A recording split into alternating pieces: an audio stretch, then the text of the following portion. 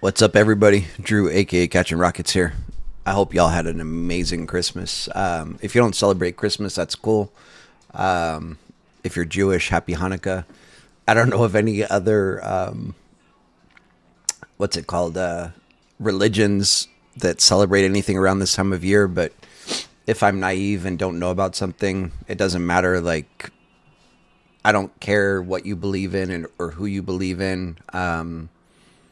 For me, it's all love here. I don't care, race, sex, religion. None of that stuff is important to me. Just be good to people. That's what it's all about. So, again, when I say Merry Christmas or whatever, it's not like I'm not trying to offend anybody that doesn't believe or whatever. It's just that time of year for most people. But anyway, really, just happy holidays, whatever you believe in, it doesn't matter. I hope everybody had an amazing day with their family. I had a good day. Yeah, it's always good, Sorry, I'm trying to fix my light here. Always good to see my son excited about his presents. He's one of those kids that he doesn't ask for things that he wants because he feels like they're too expensive. He will save up a lot of his own money to buy things that he wants or whatever. But I guess like he's really into Lego and really into like especially like the whatever hypercars and Lego. And for anybody that knows, those things are, I don't know, like $500, $600 for one Lego. I always try to get him one every year. This year I got him so like this was his main gift, obviously, right? But I got him a bunch of stuff. But I got him the McLaren P1 Lego. I'll show it to you guys.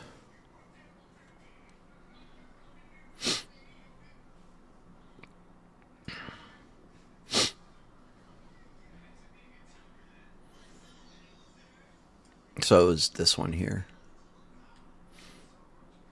So as you can see, it's pretty pricey, but he'll never ask for this because of the price. But of course, he was very excited and happy to get it. And then one of the other, I guess this is kind of cool. He has so many of these things that he's like running out of space. And so I don't really want to like show this person. Oh, I guess this is Instagram.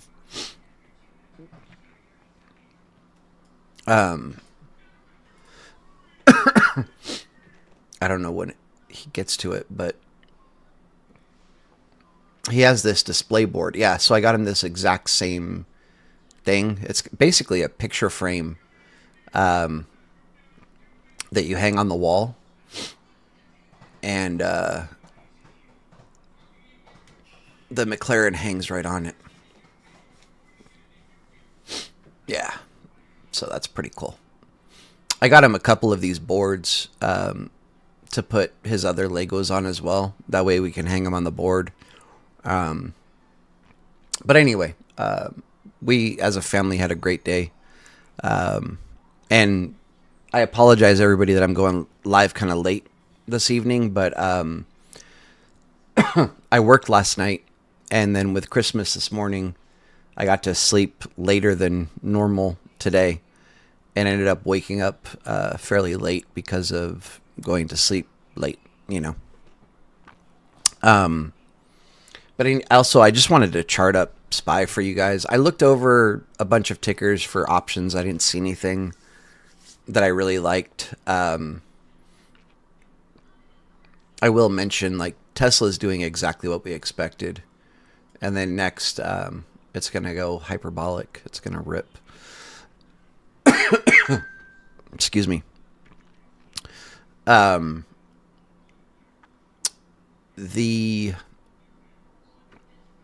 so I wanted to chart SPY, mostly because I think a lot of people... Hang on one second, sorry.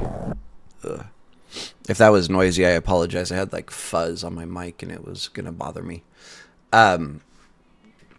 I mostly want to chart SPY because a lot of people that are learning volume profile or whatever else won't know how to look at volume or how to look at charting for tomorrow, with Tuesday being a half day.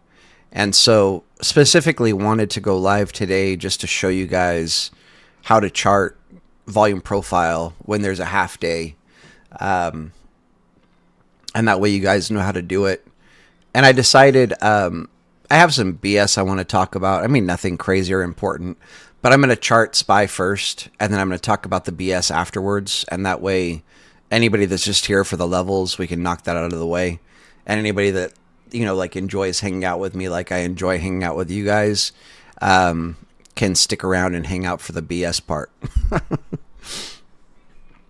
It doesn't matter which category you fall into, completely irrelevant to me, but yeah, that way, if you're not interested in the BS, you can dip. All right, let's see.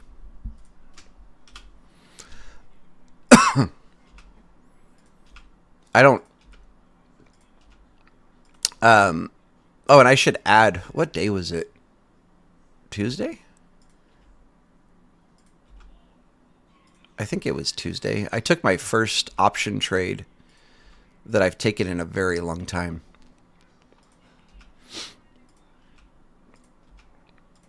And it's a really small portfolio. I just deposited a tiny bit of cash just to see how basically how far I could spin it up or whatever. And I'm up like roughly 25% on that one trade on the entire portfolio. So that was good. And actually, excuse me, we should talk about that really quick. That was by, let me turn this off.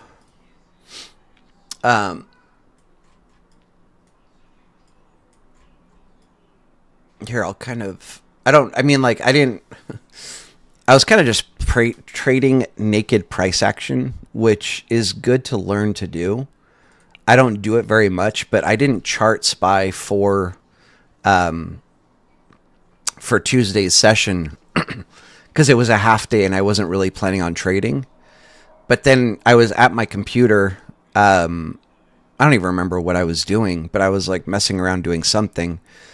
And even, if I'm not trading, I generally will have charts open. I definitely will be watching them. Timothy, Tesla's going way over 488. You're saying before 2025. Okay. Yeah, it's about to go like absolutely hyperbolic, but I don't know. I'm not going to make a prediction as far as like before 2025, but it's going to be going completely hyperbolic, like 580s. I mean, 580s, I think. I would have to look at it really closely, but so anyway, based on naked chart just naked price action, I called this out. If we look at like 1 minute candles, what time was that? Oh, wait, no, the time's wrong.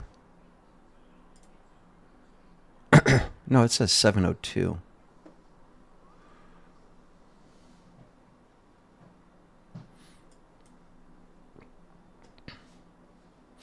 Yeah, so it was somewhere on this candle that I said that. And I had actually recognized, I don't know, I think it was right around here, that SPY was going to the November POC. I don't know why I didn't call it out at that time. I waited till this candle to call it out. And that's when I decided to hop in calls. Right after that, after I entered, we started to get this pullback, and I'm sure some people are kind of freaked out. You can see right here, 709. I said bounce here. Again, this is on naked price action. And you can see the bounce happened right around where I called it out. Like if we went to 1 minute candles, hang on, let me do this just to make this easier. If we go to 1 minute candles, 709, I called the bounce. This is 709. And then this part, just the humor of it, like cracked me up. Money Matters, I think on this candle here, we hit, $5.98 and 30 cents. And Money Matters tells me, not precise enough, 0.01 is not adequate, back to studying, please. And I ain't said boom yet. And then he goes, all right. And I said, oh, it's coming. And he said, all right, there it is. And then I finally said boom. And we hit our price target. And then obviously, like, this I didn't anticipate. I kind of thought it was doable, that they might go for the November value area high. But I really wasn't anticipating this run here. I sold when we hit my level I was looking for. Again, like, made plenty of money on the trade. Don't really need more. I don't try to push things. I sell into strength, you know. So that was that. If you happen to be on or whatever, then you got to see that play out live. But it was pretty cool, pretty funny interaction as well, I think. So again, that was literally just naked price action. I wasn't trading based on volume profile or anything like that. So definitely good to watch charts, watch candlesticks move, and study and learn, like where things are going to bounce. I didn't use any indicators at all to call that bounce, whatever time it was. I don't remember. 7:09, I think. So let's chart SPY, and then, like I said, I'll talk about my unimportant BS afterwards for anybody that wants to stick around. Excuse me. So for tomorrow, we're going to need to chart basically just Monday's stuff. And I think what's going to end up being more important is going to be probably our weekly levels. Because right now, we are above, I believe. And I think we're, going higher. I mean, technically kind of chopping sideways, but price is pushing up. So we're probably opening up in this range somewhere. Probably opening above where we did, where we closed. And so basically, for people learning, we don't look at Tuesday's volume for trading tomorrow. It's just there's not enough volume half day.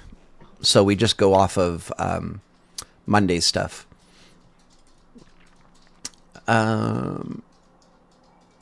We need to look at our weekly 65-minute. Again, I think this is going to be pretty key for tomorrow.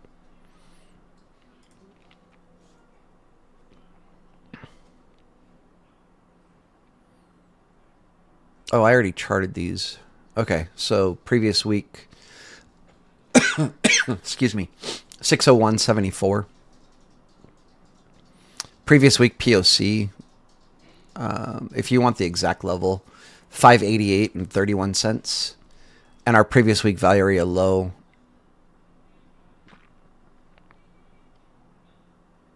again, if you want the exact level, 582 and 58 cents. I just charted the November value area high and the previous week together because they're so close. November value area low and the previous week POC together, and October's POC and the value area low together. But this is no longer a VPOC. Personally, I get pretty lazy about deleting VPOCs and POCs or whatever. As far as removing the virgin part of it, just because I honestly just don't give it too much attention, frankly. Um, Unless I start getting excited when we have, like a lot of virgin POCs to the downside or a lot of virgin POCs to the upside. Let's zoom out.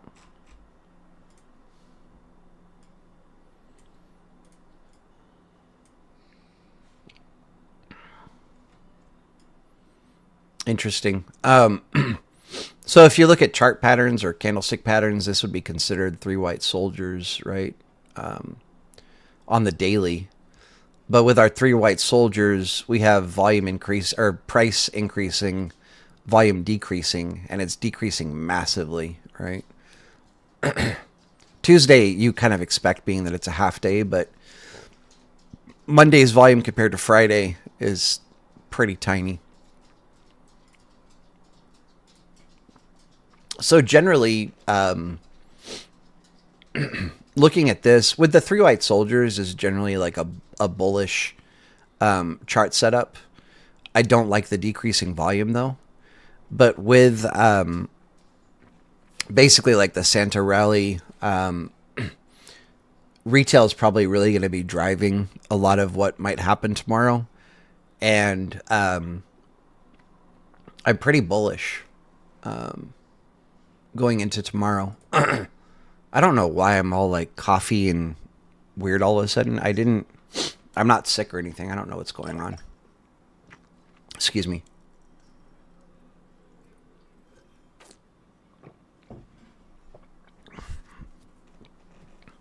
So anyway, we have a bullish candlestick pattern with like a bearish reversal setting up as far as volume is concerned.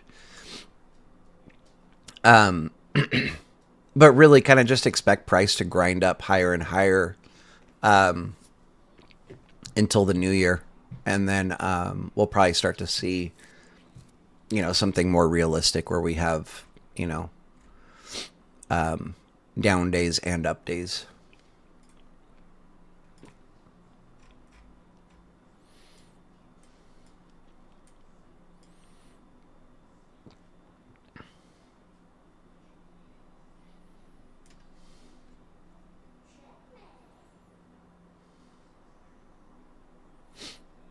Sorry, I'm just trying to get like an idea. I think probably the safest thing to watch out for tomorrow would be something like this. As far as looking for a safe entry. Whoa.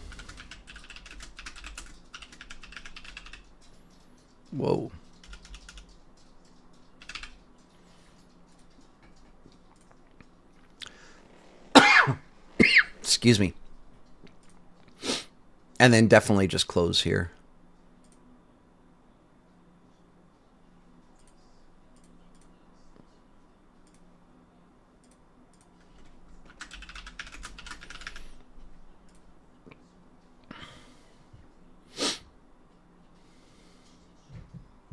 I don't really have like a bearish scenario for tomorrow. Of course, it could happen, but I don't anticipate it. If I see it live, I'll try to call it out in Keenan's Discord. If my sentiment changes, I don't think it will. Pretty sure that we're gonna sell off tomorrow. I mean, that we're gonna go up. I don't know. I don't know why I can't word right now, but I'm pretty sure price will be going up tomorrow. Yeah, and I'll be watching this basically 608 level. Definitely close. I would close 607 and 75 cents if you catch this. More than enough. Actually, personally, I wouldn't even wait for 607.75. I would be looking basically like here, and here to close. if it's me trading. I'm happy with 2 points on SPY. And any one of these levels will give you like 2 to 4 points.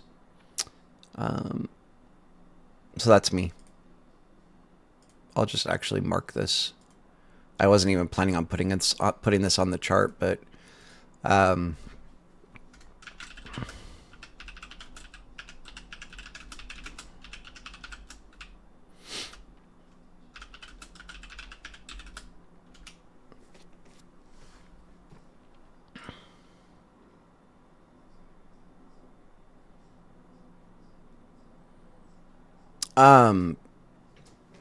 yeah, so that's what I'm looking at for SPY. Somebody asked what I think Palantir, Sebastian, and Apple will go up tomorrow. Apple, it only goes up, right? Like, Apple's literally holding up the entire stock market right now.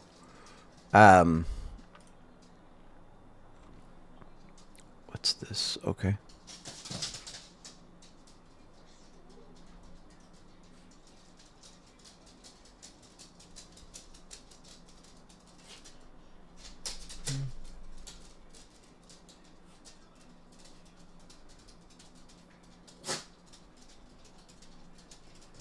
I'm sorry, I didn't.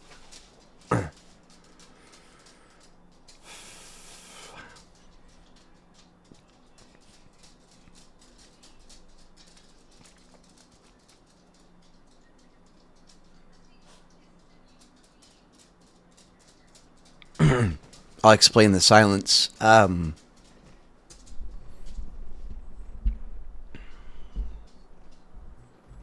Excuse me, give me just a second. I apologize. Let's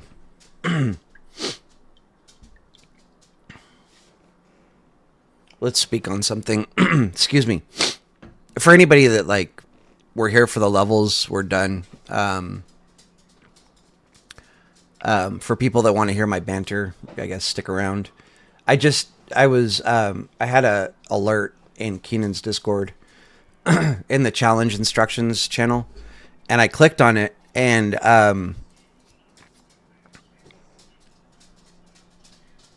sorry. I think a lot of men specifically, have been taught, like, when we were children, like, it's not okay to cry. Like, men have to be strong and tough. And yeah, as a man, you do need to be strong and tough. But I think with anything in life, there's a time and a place for everything. Like, there's a time as a man where, when you're home and you're surrounded by your loved ones, it's okay to be vulnerable and, deal with whatever emotions you're dealing with, feel whatever you're feeling. When we're outside in the world, we have to be protectors of our family, and you don't want to show weakness, and that's cool, whatever. And some people might look at me and say, like, oh, what a weak man, and whatever. That's cool. If you talk to my wife, she'll be like, my husband will kill you, like, where you stand. Like, you look at me or our children wrong, he will murder you. So don't get it twisted. Like, I am a person with a very big heart and a lot of love. But when it comes to my family, I don't mess around. But anyway, I just happened to open up this notification on Keenan's Discord. And then, like, you guys kind of saw it live. I wasn't expecting to read about somebody losing their son. And maybe that could just show you, like, the kind of person that I am.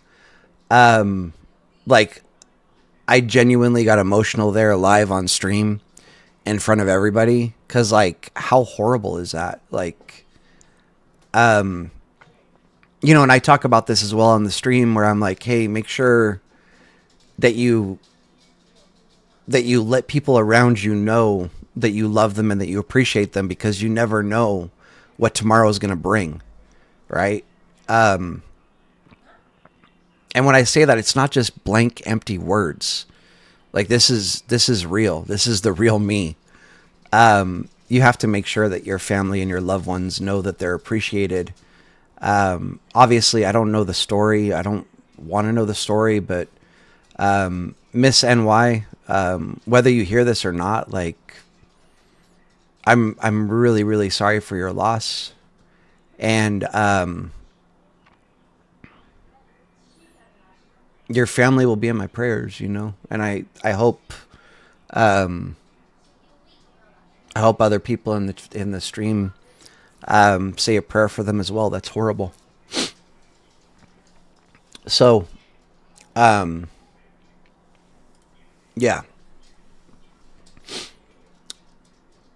With that said, a little bit of a weird transition.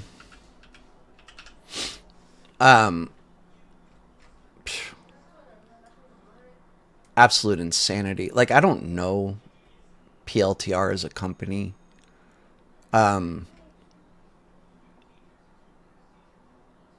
It's just unreal whatever they've done. Like, if you go back, like there was a while back here, when they were being pumped by, what's it called?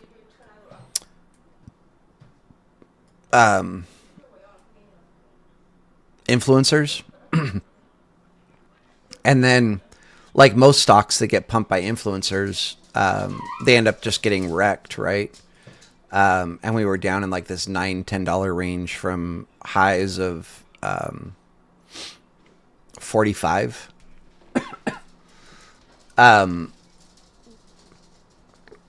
What they did to absolutely go parabolic, I don't know. Like all of this,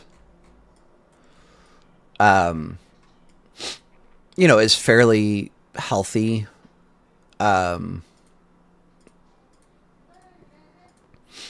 Growth.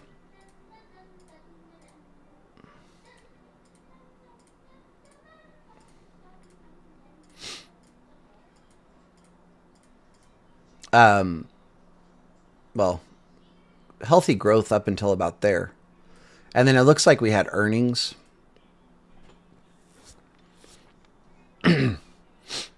And I mean, a $20.5 million revenue surprise is pretty huge. Earnings surprise, nothing crazy, but stock reacted accordingly, right? I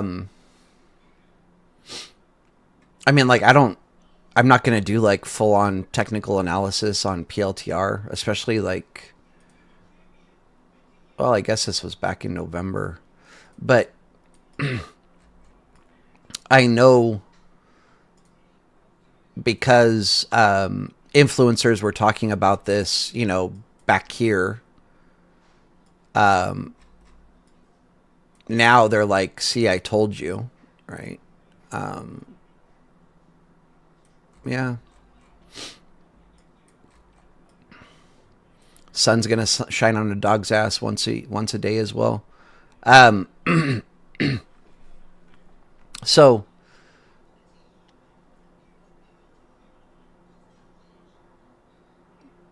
I don't know. I don't love it. Like, if you're in at any point, like you should be taking profit is all I could really say.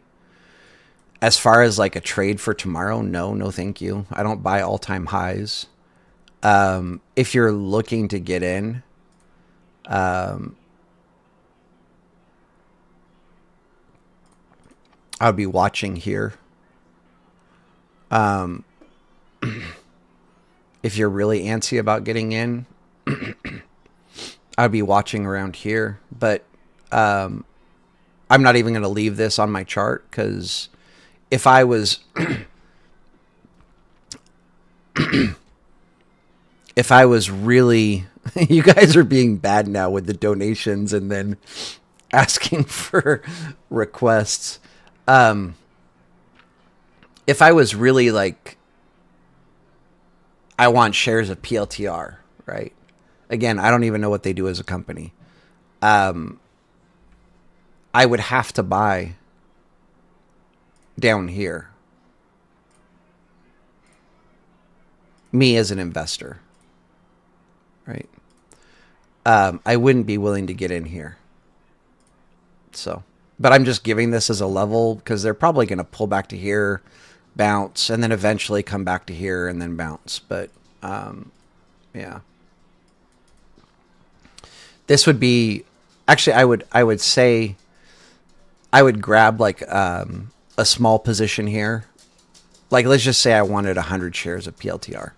I might grab 25 here and then grab another 75 or whatever if we come down to here. So that's where I'm at. Oh, geez. Wow. GG, thank you so much. That's like absolutely insane.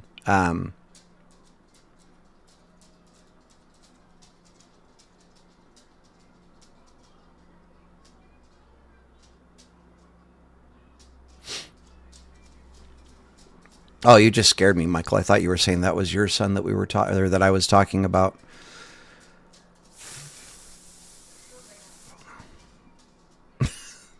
Why are people trying to make requests? Yo.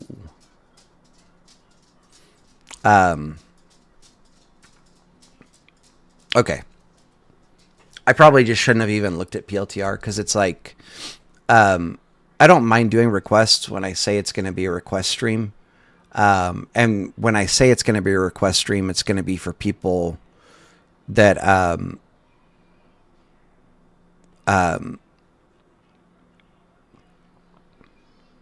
when I say it's going to be a request stream, like it's for people that are friends of the stream.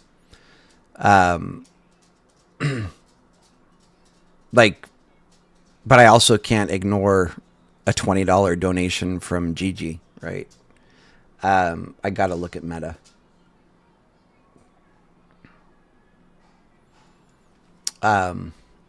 Anyway, that's my thoughts on PLTR. Obviously, it could go higher, but I'm sure there's going to be profit taking. There already was. This is profit taking right here.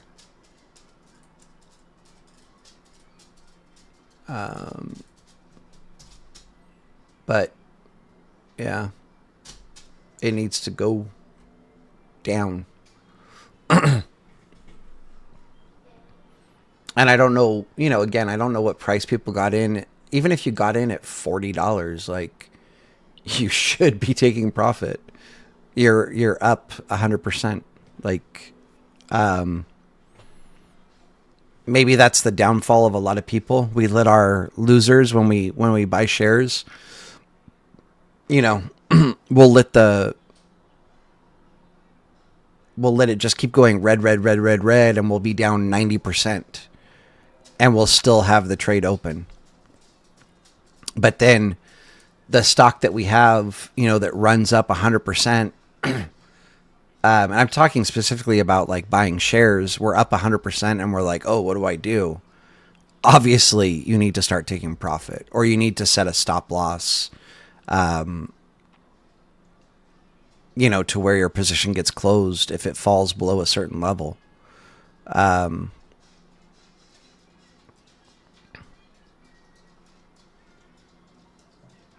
Yeah. If I had shares of PLTR, I would sell everything right now. And if you want, if you want to get back in, that's cool. Like, if you want shares of PLTR, cool. Close here. Set an alert for whatever, $60 or $64, and buy back in. And then some people might be like, oh, but my average is 10. Okay, so what? Like, who are you trying to impress with your average? Take profits here, buy more shares when it comes down to $64. Like, what's more valuable? Your average, so you can show people like, oh, look, my average on PLTR is $10.85. I only have 100 shares. But if you close here and buy back in at 64, now you could have whatever, I don't know, 175 shares. Like, which is more important? being able to brag about your dollar cost average, or being able to brag about how many shares you have. Personally, I wouldn't brag about either, but hopefully you understand what I'm saying. Like, screw your dollar cost average. Who cares? I would way rather, if somebody walked up to you right now, like if you think about this logically, if somebody walked up to you right now and gave you like option A or option B, option A is you can have 100 shares of PLTR with a dollar cost average of $10, or you can have 175 shares with a dollar cost average of 64. Which one do you take? You're obviously taking 175 shares. And I'm saying like for free, like, not that you would be paying $64 per share, but your option is to have 100 shares or 175 shares. Which one would you take? Obviously, most people are going to opt for the 175 shares because they're not going to care about the dollar cost average. And I guess that's how you have to think about it, is like, nobody cares what your dollar cost average is. You think people like Warren Buffett are like, oh, like, I don't want to close my position here, even though it's pretty obviously we're going to sell off. My dollar cost average is so nice. Like, why would I want to close it, lock in my gains, and then use those gains to buy more shares when it sells off? Like, no, like, that would be a very, very bad mindset. Oh, that's awesome. And Gigi, you still have a call? Yeah, you're going to get paid tomorrow.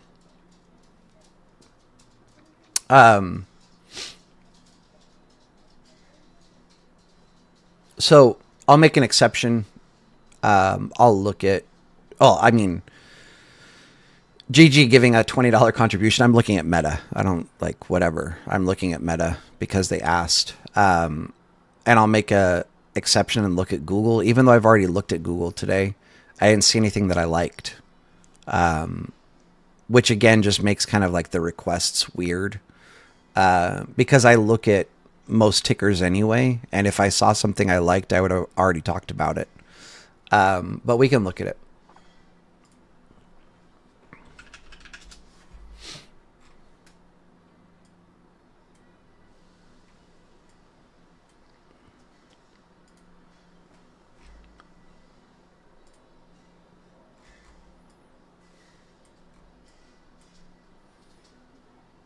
They just paid a dividend?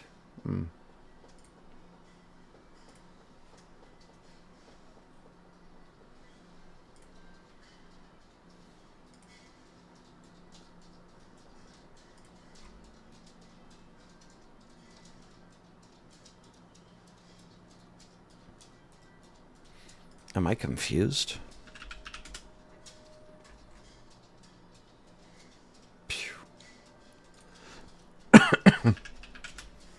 Not looking very good for Meta. So, I mean, just for comparison, you look at SPY, right? If we look at daily volume, right? SPY had a massive green candle on Friday. Absolutely parabolic, massive green candle, right? And we had massive green volume. And then if you look left, the last time we had volume bigger than we did on Friday was in August. August 5th, to be precise. And it was here. And that's basically, from here we got sent basically equal highs, right? Sold off, went to new higher highs, sold off, new higher highs, sold off, new higher highs, right? So August was like, August 5th is the largest volume on SPY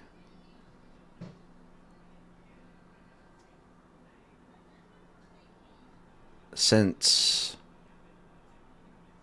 March 23rd, Wednesday, 15th of March, 2023. Oh, wait, no, I apologize. I missed this. Friday the 15th of December. Oh, wait, no, I didn't miss it. That was not larger. It was close. So, I mean, this is really like, this is the largest volume um, since August. And then prior to that, all the way back to December. So this was a massive green day for SPY, the biggest one that we've had in a long time. And Meta did the exact opposite, right? Like, this is a massive red day for Meta, and it's the largest volume since April. The ABCD indicator is working.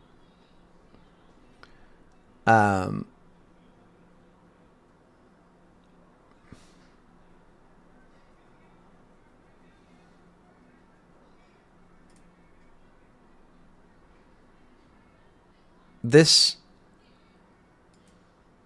just depending on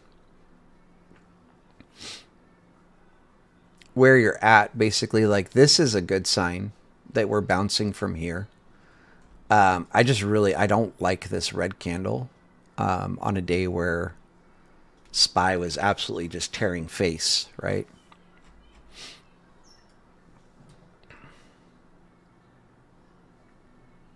It's just, I don't know. This chart's kind of hard to read. I would anticipate that from here, we're going to go and make a new higher high.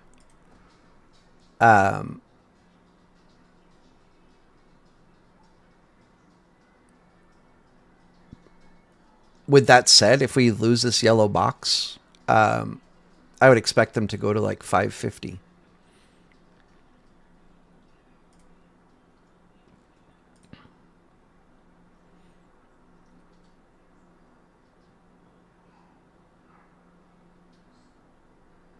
Something like this. So basically, if for whatever reason they do something like this, as soon as we lose this, it's going to be bad, right? I don't have my other charts open to do like more of a in-depth view. Actually, let me just open them really quick. I don't... $20 donation. I can't be half-ass.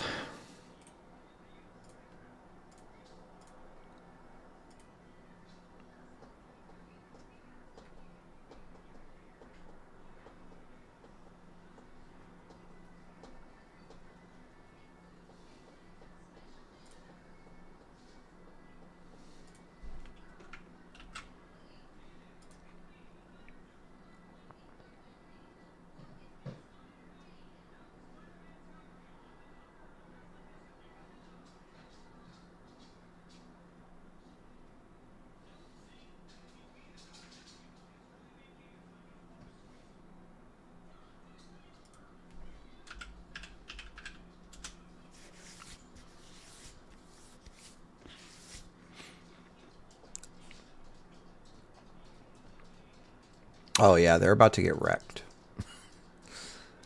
Five.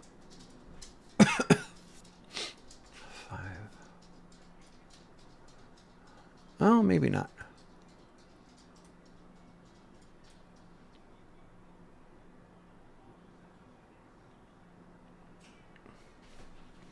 So,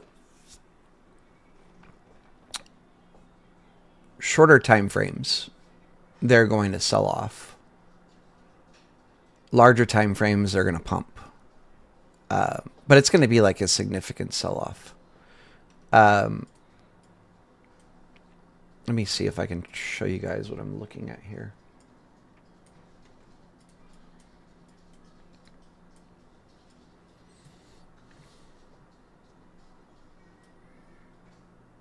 Okay.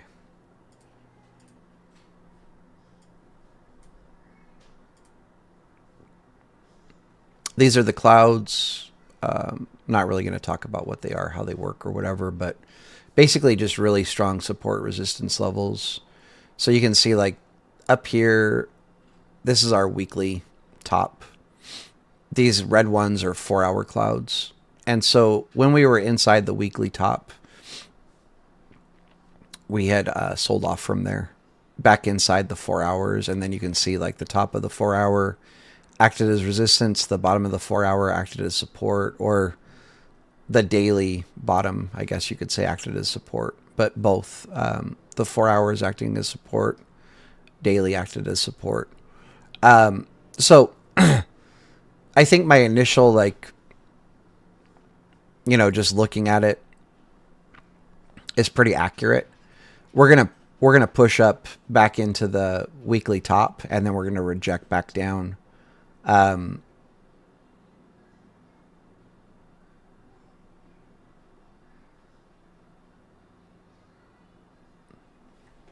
So yeah. And then having this open is killing my stream. So,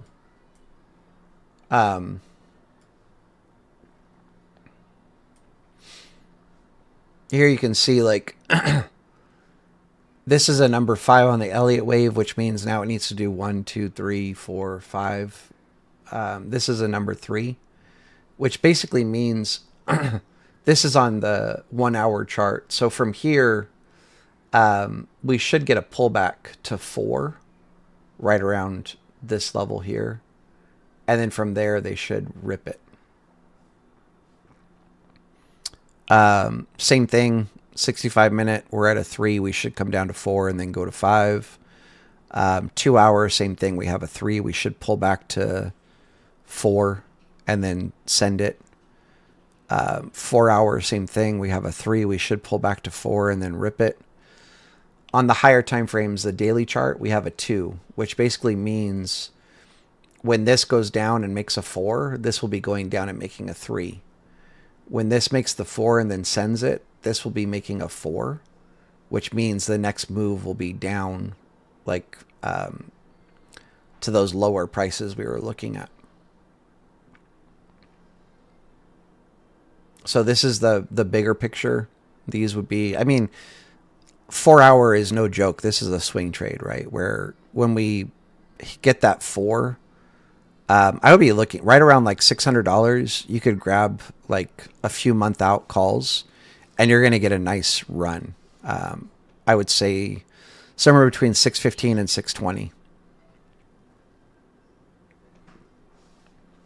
To be safe, I would just close at 615. But after that happens, this is going to make a number 4, and it's going to send it way back down, much lower. Okay.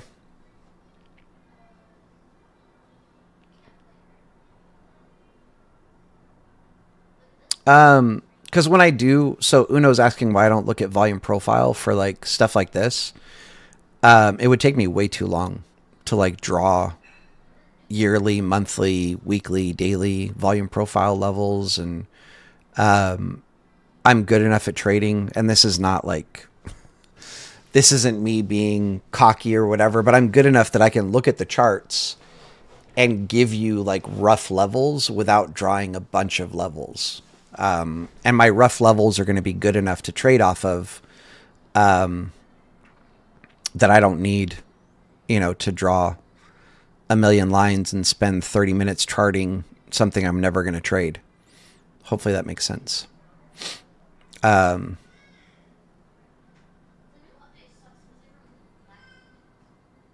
Hey, what's up, Eagle MMA?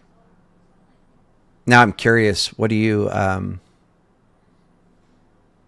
you're either into MMA or you train MMA. I want to know which one. And if you're willing to share what gym.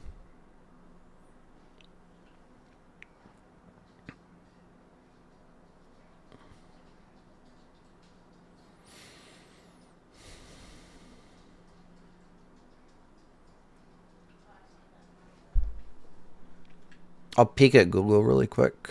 Again,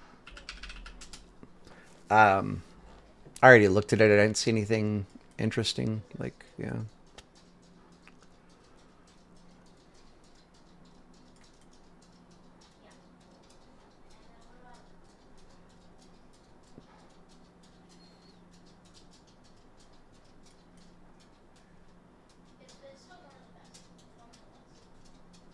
So right now Google needs a pullback to make our three, or no, it's going to make our three pullback, make our four, and then it's going to go higher. And that's on like most of the time frames. Um, on the daily, it needs to pull, or it already pulled back, gave us the full send. So from there, and again, this is like higher time frames, it's going to go to like 205. But on its way there, these lower time frames, you know, we're going to get a pullback, and then it's going to give us the full send up, and then it'll go to 205-ish. But we're going to have, we need a pullback first. And I guess like part of my point is when I share trades, I'm looking to catch this. I don't want to say take calls here. I'm looking to get in here and play it up. And so that's how I trade. So I'm not interested when we're in between like a bunch of major levels. Like I don't feel comfortable sharing a trade with you guys here. Oh,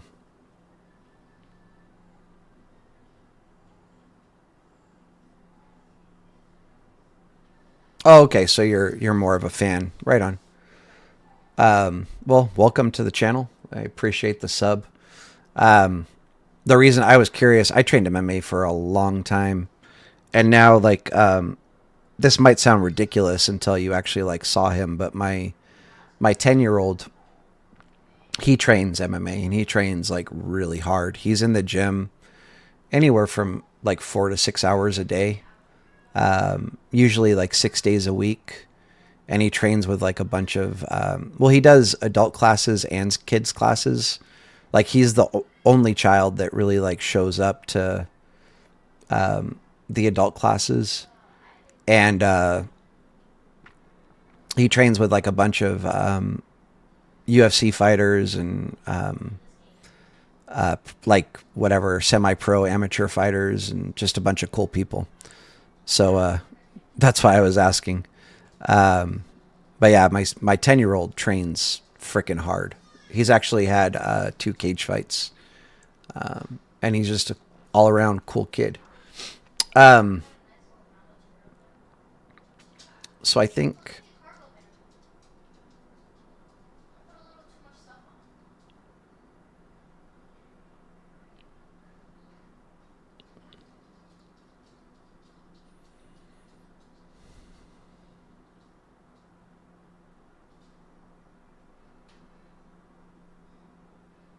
yeah, I'll look at it. Eagle MMA. Tesla's gonna rock it.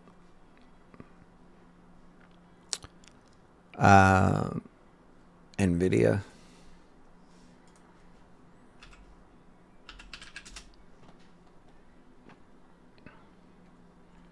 Woohoo! I haven't looked at this in a long time, but do you guys remember when I called the diamond top? Wow. What a call.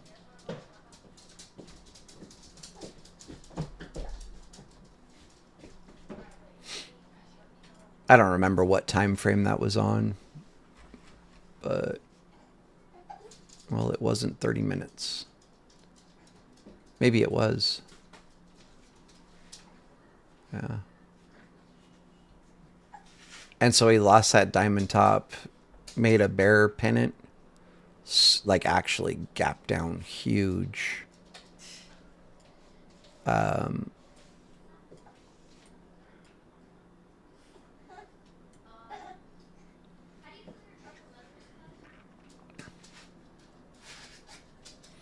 This right now is bullish. They're going to send it.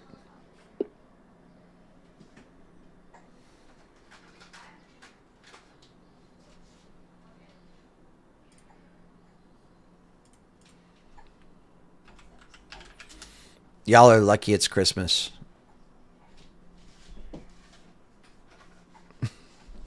As far as the requests are concerned. You know, it's the same thing. I've already looked at Nvidia. I didn't see anything worth mentioning.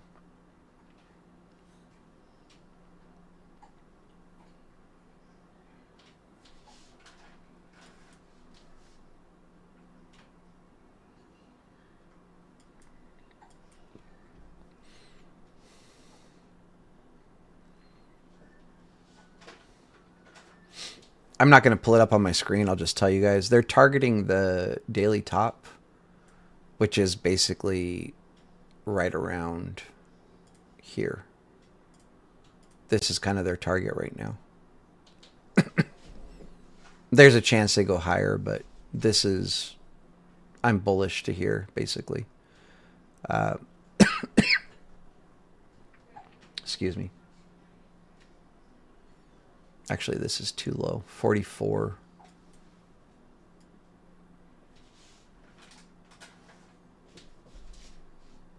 We'll just call that 144. That's what they're targeting. Is it 146? Let me see. Hang on. Yeah, to 147. So that's their target right now, is this here. I know it's kind of a range, 3 points, but they're targeting between 144 to 147, and then we're going to reject back down. So not a bad spot to hop in. Couple weeks out, calls. Okay. Tesla.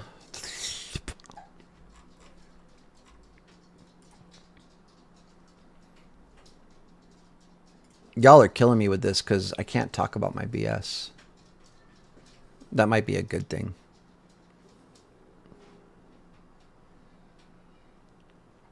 I mean, frankly, the advice is wait till the next time I talk about Tesla. I'll just show you. People that have been here know.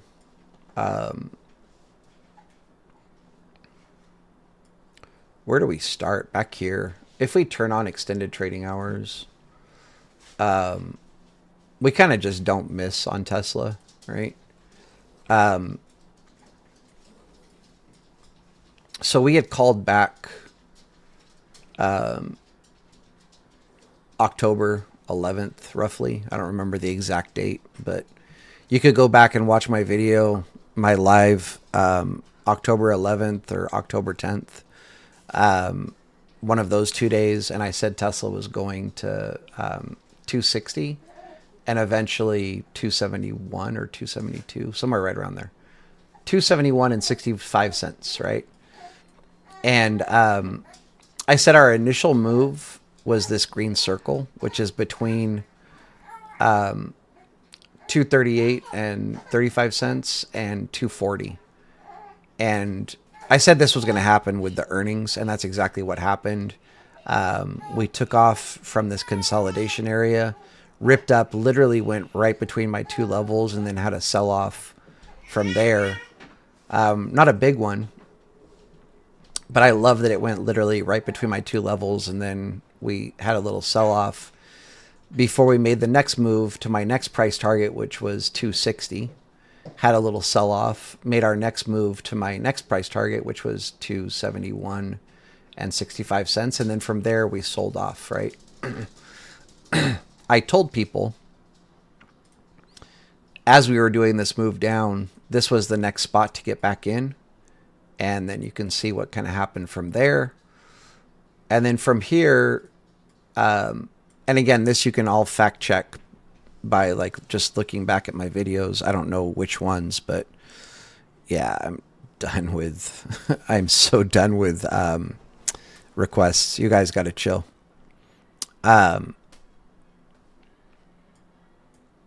This was the next level I was saying, consolidate. And once we break this box, we're going to send it. And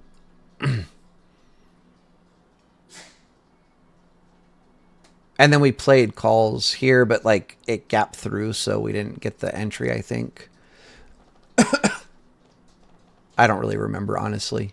But then I was saying here, we were either pulling back to this zone and bouncing or pulling back to this zone and bouncing. And we ended up bouncing from here and going higher. And then obviously here I was saying we're either selling off, which we did. And I said there was a chance from here that we go to 365. I also said there was a chance that we pull back to 329 and then go to 365. And on the way, so that's what happened basically. We came down to here, we got our bounce, and then we started consolidating here. And I had said from here, if we break below this box, we're going to 338. If we break above, we're going to 365. That's what ended up happening. We went to 365. And I'm just kind of tired of calling out, but we've been drawing levels the whole way up, right? Again, same thing, saying from here, you buy, going up. This is probably drawn for over here, I would guess. But from here, we're going...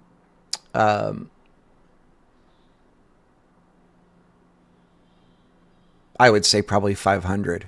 And then that's when you want to look for a pullback.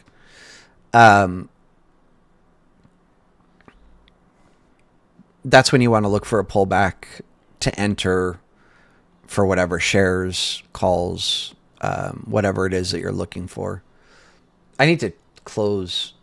So like this software, I think is causing my stream to just absolutely get wrecked. I don't know if it's smooth for you guys, but it's telling me that my I'm not receiving enough video to maintain smooth streaming. So yeah, exactly. This is one of the reasons I don't like to do requests. Like, yeah, it's just too much data, way too much data.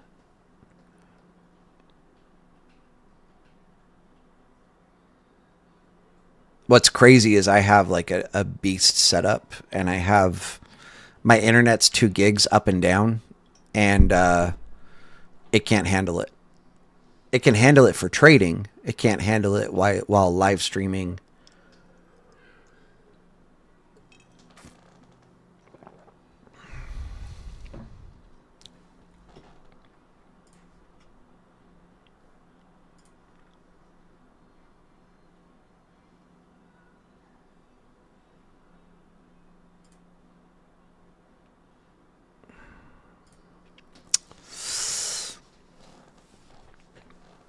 Yeah, y'all are killing me.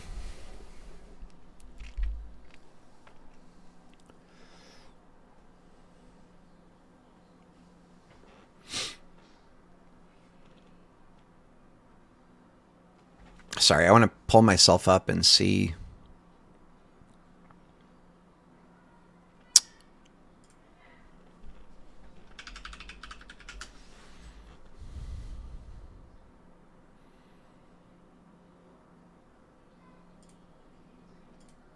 Oops.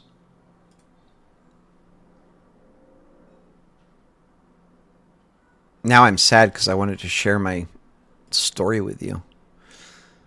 And this looks like crap.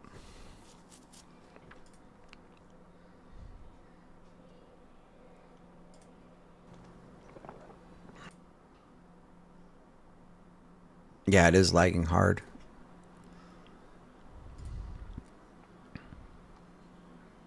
But is my voice lagging? That would be the question.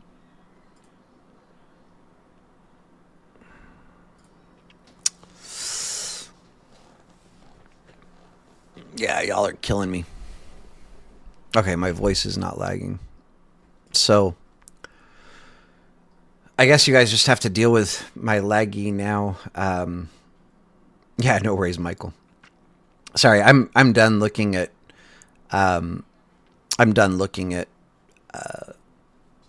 requests. What I think about Hood, that would be like the worst question you could ask on this channel. Like, I'm pretty sure you've been around, Leon, so like I'm wondering if that's a troll. But Hood is an absolute piece of trash company. Like, I don't really know what else to say. They've obviously been doing something right, which sucks because I want to see them burn in hell. But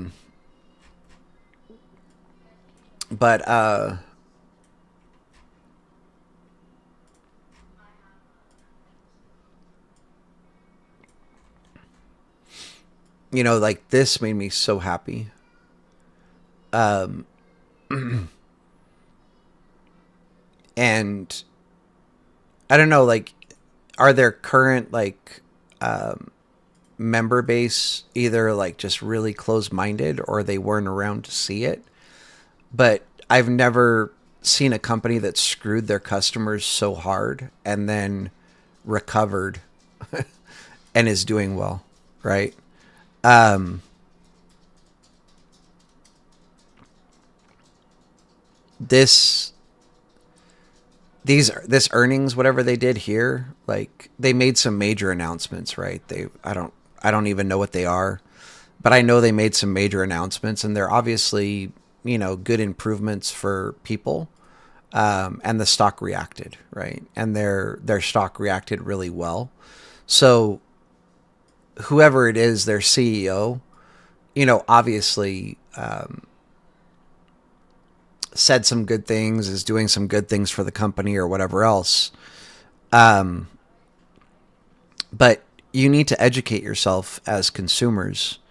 So like if you look at, and I'll let you guys Google this, but Robinhood, during the whole like GME, AMC squeeze stuff, they literally removed the buy button.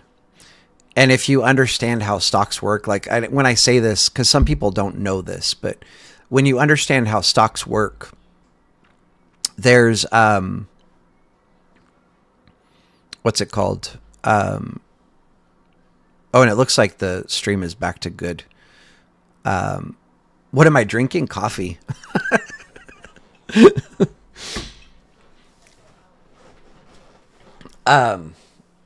Yeah, I'm pretty wild. It's 8 o'clock at night. I'm drinking coffee. So what I was getting to is if you understand how stock works, for every trade, for every transaction, there has to be a seller and there has to be a buyer. So if I want to buy a share of Hood, I almost want to go throw up for even saying that. There has to be somebody willing to sell shares to me. Otherwise, I can't buy. Which would which explains like when some people get frustrated, like, oh, I click sell on my option contract at this price, and it didn't fill me until this price. Well, if there isn't a buyer at that price, you're not going to get filled, right? Oh, and actually, Doji, I wanted to apologize to you. I felt really bad last stream, but like I started feeling really sick. I saw your question. I couldn't even like read what you had typed because my vision was going out. Like I was feeling so horrible. And after I ended the stream, I wished I had told you, like, just DM me whatever your question was. Because in that way, when I was feeling a little bit better, I could have looked at it. Hopefully it wasn't anything important. If the question was important, please ask again, so I can answer it for you. And I really apologize that I had to run like that, but I'm sure you guys know that's not normal for me. But so for every transaction, we need a buyer and a seller. Another issue is like with people that trade on Robinhood or even Webull, a lot of companies, they use something called payment for order flow. And how that works is they basically have an agreement with market makers, right? And the agreement is like, we'll give you X amount of dollars, or whatever, X amount of cents. I don't know what it is per transaction. So every order that you route to us versus to some other broker will give you a commission, right? And so what ends up happening is Robinhood, who is your broker, should be looking out for your best interest as a consumer. But instead of looking out for your best interest as a consumer, they claim like, oh, no fees, whatever, blah, blah, blah, blah, blah, blah, blah. And obviously as a company, you have to make money somewhere. You can't not charge, like if you're a broker, the way that you make money is by charging commissions for opening and closing trades. But if you're not charging the consumer for opening and closing trades, then you need to make that money from somewhere. And so the way that they do it is, instead of charging consumers a flat fee, like a lot of brokers, like for futures, they'll charge 35 cents per side, which is really nothing. You're paying less than $1 to get in and out of a trade. Whereas with Robinhood, they're being paid by the by the market makers to route your orders through them, because what they're able to do is, like, let's just say the bid-ask spread is $10 on something, and you click market sell on whatever, that market maker, and this happens in like fractions of a second. It's so fast. It's all, it's all done with software. They take your order, like if you're selling, and they'll close your position at the bid price, which is the lower price, right? And if you're buying, they're going to fill you at the ask price. So on every single transaction, they're making $10 on each side, right? They're filling you $10, or they're filling you $10 high, and they're closing you $10 low. And they do this times millions and millions and millions of transactions every single day. And then let's just say they're making $10 per transaction, and they're giving whatever Robinhood $1 for each transaction. And if you think about the amount of transactions that happens in one day on Robinhood, it's like millions and millions of transactions. So both of them are getting rich as fuck, while you, the consumer, is getting absolutely screwed. Like no lube, bent over, Diddy style. And like, I don't even understand how, as customers, you don't understand how big of a conflict of interest this is for your broker to be participating in this type of activity. And then more so, like the payment for order flow alone is bad enough, but then you factor in the fact that when like a lot of people could have made like life-changing money if they just had a buyer to sell to, right? So if we Google like oh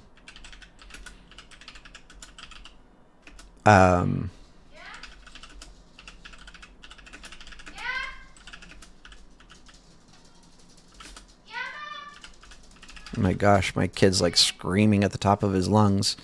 Sorry, I had to Google the date because I don't remember. January 28th, 2021 is when Robinhood removed the buy button from GME. And so if we go back and look, like,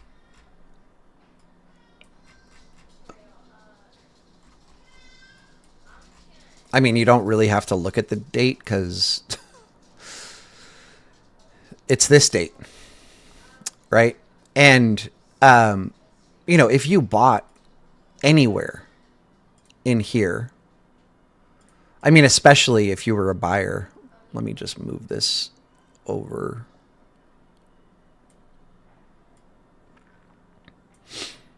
Especially if you were buying here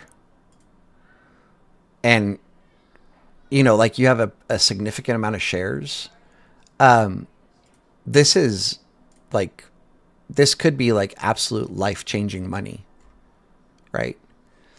But again, when a major company like Hood removes the buy button, you can't sell to anybody because there's no buyers, right? So like at that time, this is like peak COVID, whatever, peak squeeze, roaring kitty, whatever, all that stuff. Like most of those people were using companies like Robinhood or Webull to do their trading. And so if we just say, I don't know that this is factual, but I'm just going to guess. it's probably safe to say most people that were participating in the GME squeeze were probably Robinhood users, right? And if the biggest company with the most GME traders removes the buy button, then the other companies, like there might have been a couple of, like orders that went through of people trying to buy or whatever, but most users that might have been clicking buy weren't able to because there was no buy button. And so again, when you have nobody to sell to, price dumps. And the buy button was gone for a few days, and that's what all of this is. Nobody had the ability to open or close a trade. Actually, let me do this way. And so, people lost out on roughly $70 or 126% of that stock's growth. And like, as a consumer, how could you even be like, oh, I want to open an account with a company that fucks its customers? Like, no. And if you're, oh God, I don't even want to use those words, but like if you like the interface and you like Robinhood and you feel like it's easy to use and whatever, that's great. That's cool. Just understand who you're working with. Understand what that company is capable of doing. They'll probably never do anything like that again, because like they would get absolutely slaughtered. Like they kind of got away with it. The SEC was like, oh yeah, no, everything's okay. They totally just lied to everybody. It's ugly, but if they did it again, like the SEC wouldn't be able to protect them and be like, oh no, everything's okay. They would have to like take action and do something, because the public would just have like a massive outroar. Yeah, so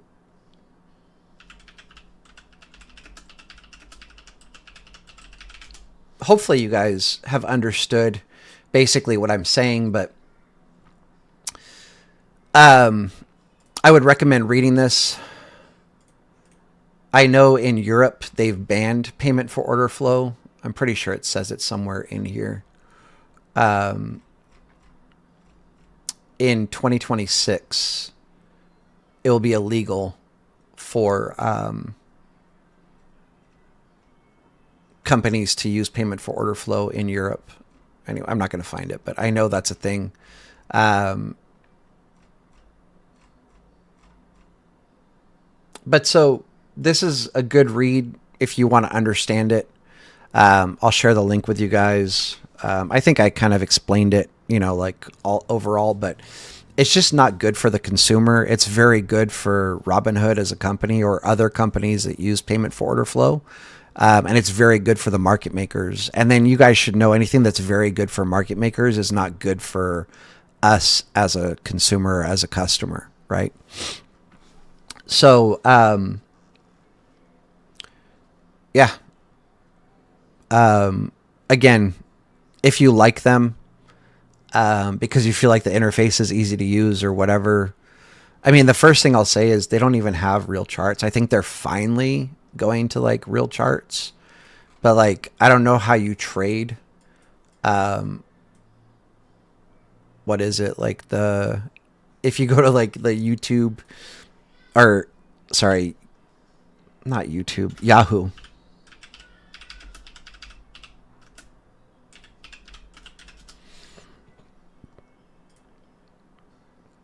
Yahoo Financial. I don't know how you trade this. And this is what Robinhood gives you. Like there's no candlesticks, there's no chart patterns, there's no candlestick patterns. I don't know how you guys use this on Robinhood. Other than, like, I guess what this is good for is if you're a beginner, it's not confusing because it's just a green line, right? Whereas if you're a beginner and you're trying to look at, candlestick formations and patterns, all of that would be confusing maybe, but that should just tell you that you're not ready to start trading yet. If things are confusing, then you need to study and learn and then trade, right?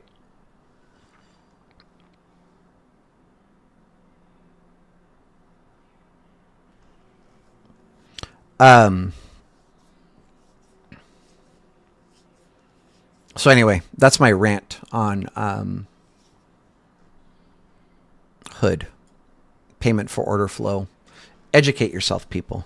I want to share something else with you guys. I actually meant to blur parts of this out before I went live because I don't...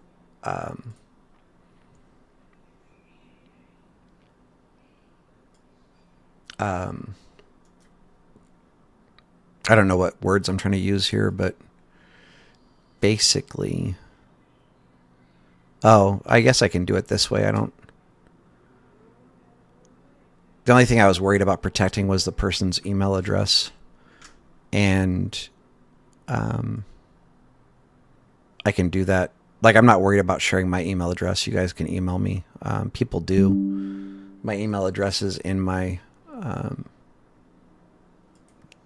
profile of YouTube or whatever. But so I got this email.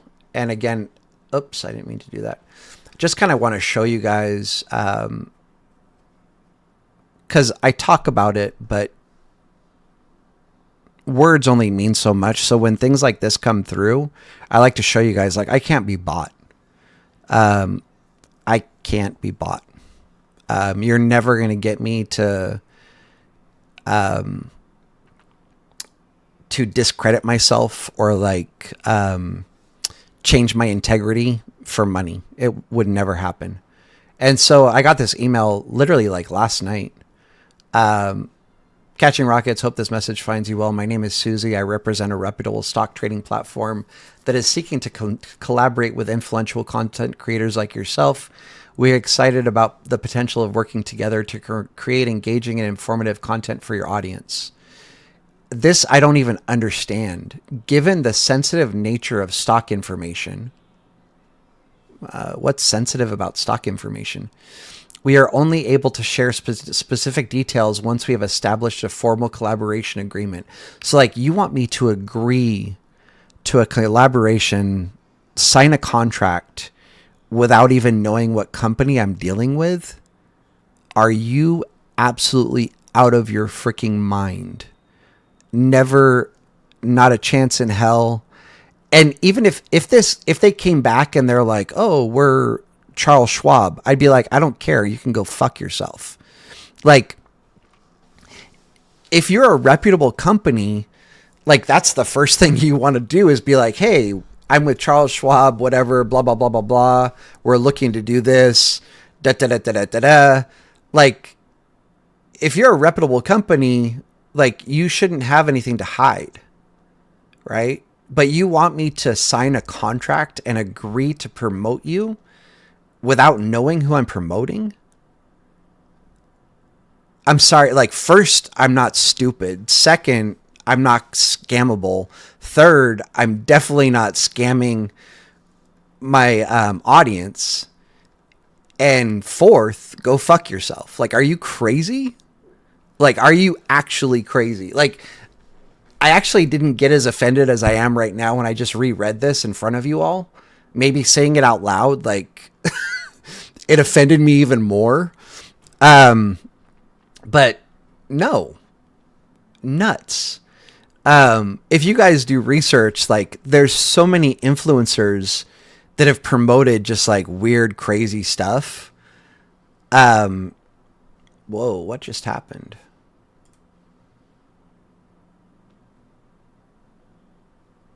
Okay, that was weird. For a second there, I thought I got kicked off the stream. I was like, wow, they're out to get me. But yeah, I was like, you guys are nuts. But what I was saying is, you can look up, there's so many influencers that have promoted companies they don't know anything about. companies that were like, oh, we're the next big blah, blah, blah, blah, blah, blah, blah. And then they just rug pulled everybody. And like, the sad thing is like the influencers weren't in on it, right? They were just like, oh, these people are offering me money.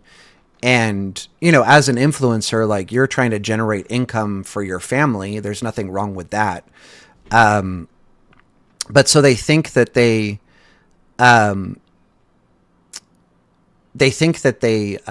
you know, are like promoting something that's good or whatever. And then the company that reached out for them for that promotion rug pulls their entire audience and screws everybody over. And of course, like the influencer that was promoting it gets a lot of the flack for it. I mean, kind of like as they should, because they didn't do their due diligence and research the company or whatever else. But like, yeah, this is never happening. I've had a lot of companies reach out to me for like paid promotions. I've never accepted a single one. Just because the only way I would ever accept a paid promotion is from a company that I actually believe in and that I use and that I'm familiar with, right? Like I'm not going to randomly promote something I know nothing about and just hope that they don't screw over my followers. It'll never happen. And this is just crazy to me. Like, again, if you're a reputable company, like you start with that, right? Like you're like, oh, I'm so-and-so with such and such company.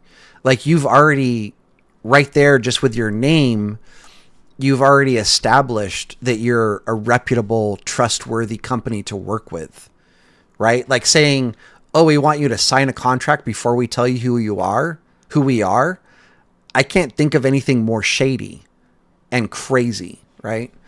And again, they're even just like, oh, let me know your rate, whatever, duration is negotiable. Yeah,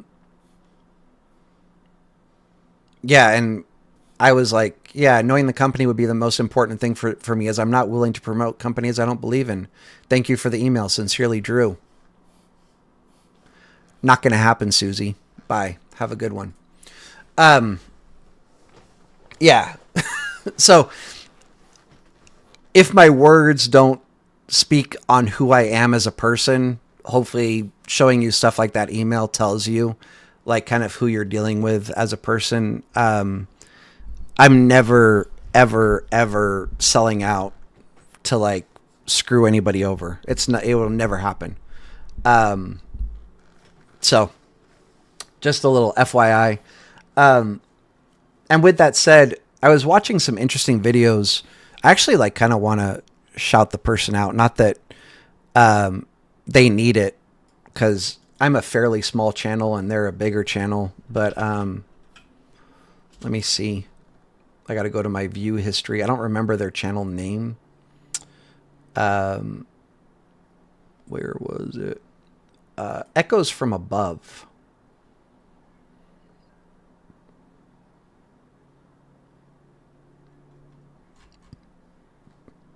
Oh, they actually only have, they have almost 19,000 subscribers.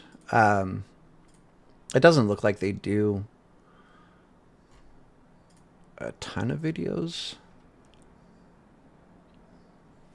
I guess the thing is a lot of it is like, I don't know. There's their channel. But so I was watching this guy, and or I guess it's saying it's commentary and drama, and he was talking about some stock influencers, and it was pretty interesting. And one of the things that he kept saying was like, why, and like me saying this is kind of dumb because like it kind of makes me like my channel pointless, basically, I guess. But he keeps saying like, why would you go, on YouTube and watch people that don't have like a degree in finance or whatever, or can't read like what's it called? Can't read company financials and things like that. And I can understand that. And he was saying, and this I agree with, he was like, dude, like go to a library and check out a book, or go to the store and buy a book. Like if you want to learn about trading, there's books for that, right? And we kind of talk about this on this channel, like be very careful, be very mindful about who you're absorbing information from, who you're learning from. And I'm not going to sit here and tell you like, oh, I'm the guy to learn from. But definitely do be careful about who you're absorbing information from, because there's a lot of BS out there and a lot of dumb information and a lot of stuff that you don't want to learn as a habit and then later have to unlearn it. Update, if you're around still, I'll cover your question in just a minute, just so you know. I'm not ignoring you. I just want to finish talking about what I'm talking on.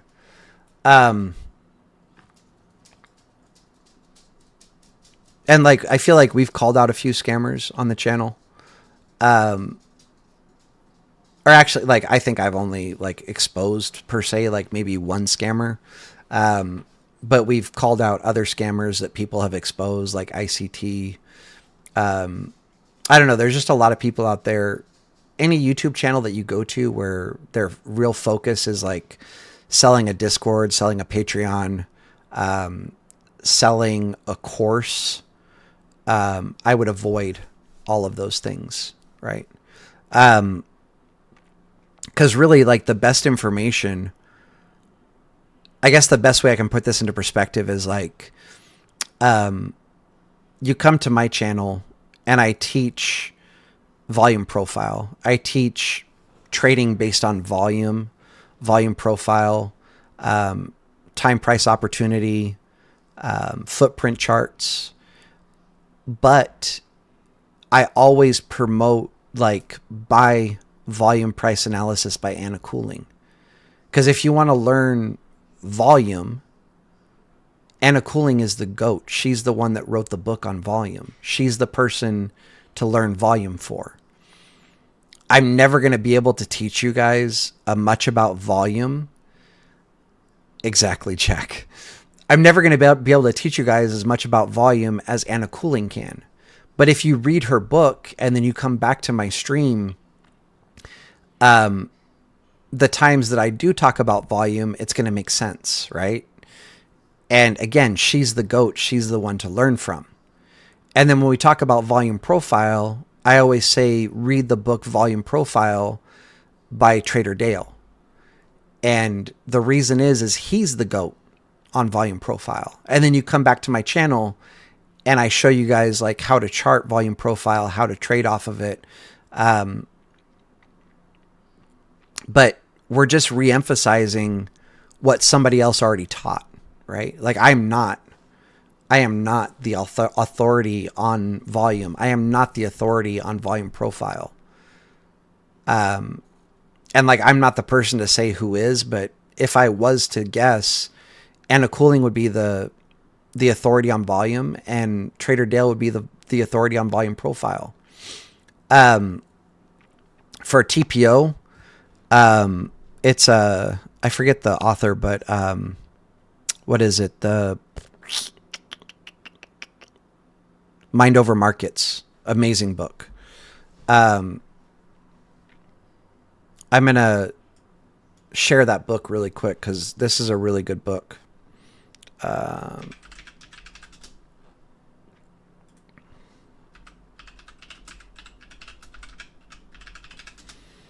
And when I do share this, just so you guys know, I do have a agreement with Amazon. So like anybody that clicks on one of my Amazon links, I do get like a very small commission. But I would get a commission on anything you buy for 24 hours. So if you don't want to support me, don't click that link. I just like to be transparent about like what is, like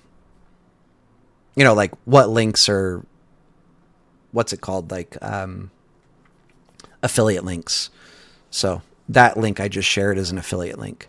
Mind Over Markets, amazing book on TPO or market profile. Again, I don't remember the author's name, but they would be the authority on TPO or market profile.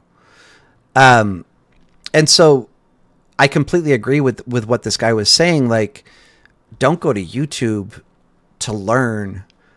Go get a book, pick up a book, read from the people that whatever invented it, discovered it, figured it out, mastered it. Come to my channel for Confluence, right? Come to my channel to learn how to chart or whatever. We're not going to lead you wrong, but you want to learn from the authorities on it, and you're going to learn way more from a book. Because like no matter how much I try to teach, like I can't cram everything that's in a book into one video. And even if I was able to cram everything in a book, like into several videos, like let's just say I did like 2 weeks of live streaming, just covering one book, without fail, I'm going to miss something that they shared that's important. Just as a human being, like I'm not perfect. I'm going to miss something. So go and get the information from the goats, right? And then come here, whatever, for the Confluence, learning how to chart, ask questions, whatever. But you want to read from the masters that taught it, right?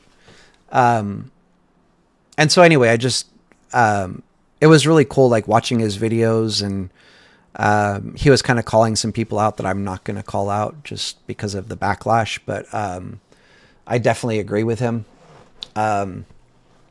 Mostly just he was talking about, and I still see a lot of this, like influencers promoting like crazy stupid penny stocks. I'm not even going to remember the one that somebody asked me about recently, but it was pretty funny in Keenan's Discord. Somebody was like, "Oh, what about this stock?" And I'm like, "Dude, like, where did you find out about this crap?" And then the person DM'd me because they didn't want to say it publicly, and they told me who it was, and I was like, "Oh, yeah." People that are like promoting, I'm trying to think of the best way to word this, but like, as a trader, if you look at like really serious traders, most people that are really serious, like investors or traders, are not interested in any stock under $20. And definitely not under $5. Like there's some, every once in a while, like a really good investor, really good trader might be like, oh, like this stock, like based on like what the company is doing. And if it's at $5, they might be like, oh, like, based on this, like I'm going to take a speculative play. They're not going to put like, a big portion of their portfolio, but they're going to take a little speculative play and put some money into like a cheap company. And, like it's one of those where you might hit a home run, but more likely than not, you're going to lose your investment. Right. And actually, this is something important that this guy was talking about as well. Like companies like that, don't be investing more than like 1% to 2% of your entire portfolio in them. And make sure that like it's not like, it's okay to have like one company that's around $5 in your portfolio, but it should just be one and that's it. Like chill. Invest in companies that have like history, that have been consistent, that have done well over a period of time. Don't be looking for, the next penny stock to go to $100. Like you're going to get your cheeks clapped. And that's what a lot of people,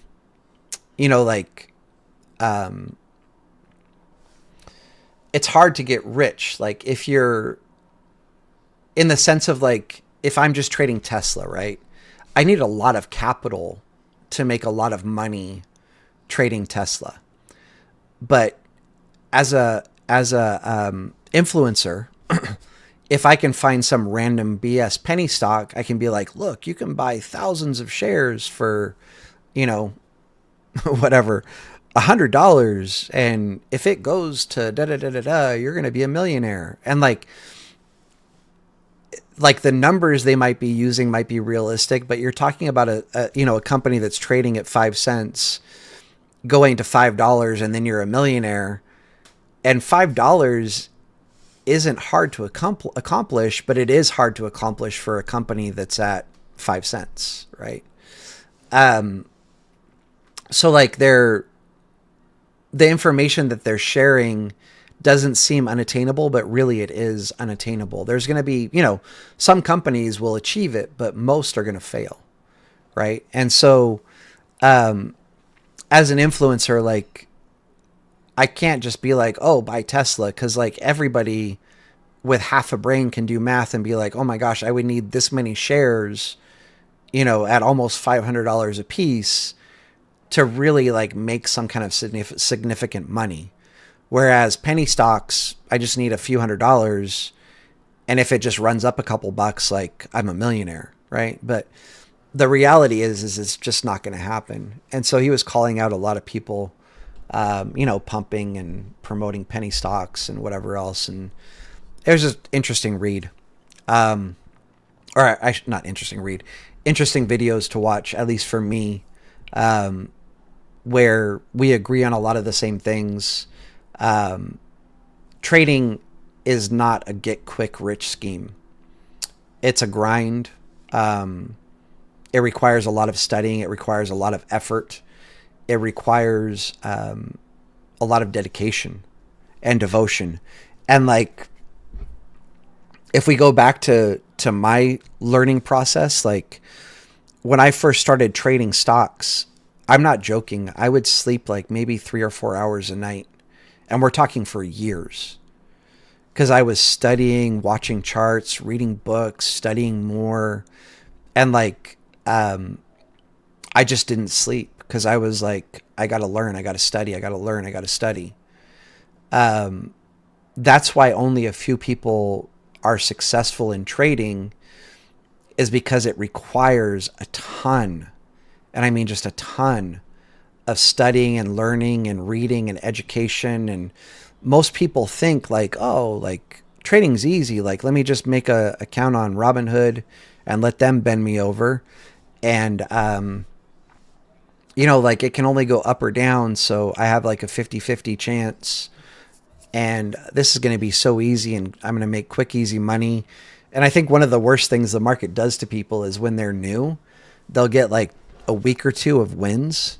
And they're like, see, and they're telling everybody, their family, they're talking to their hairdresser, like anybody that they encounter. They're in the grocery store in line and they're talking to people about trading. They're talking to the cashier, like everybody, like, oh, I'm going to get so rich. This is so easy, blah, blah, blah, blah, blah. And boom, they come and just, they give it to you so hard, right?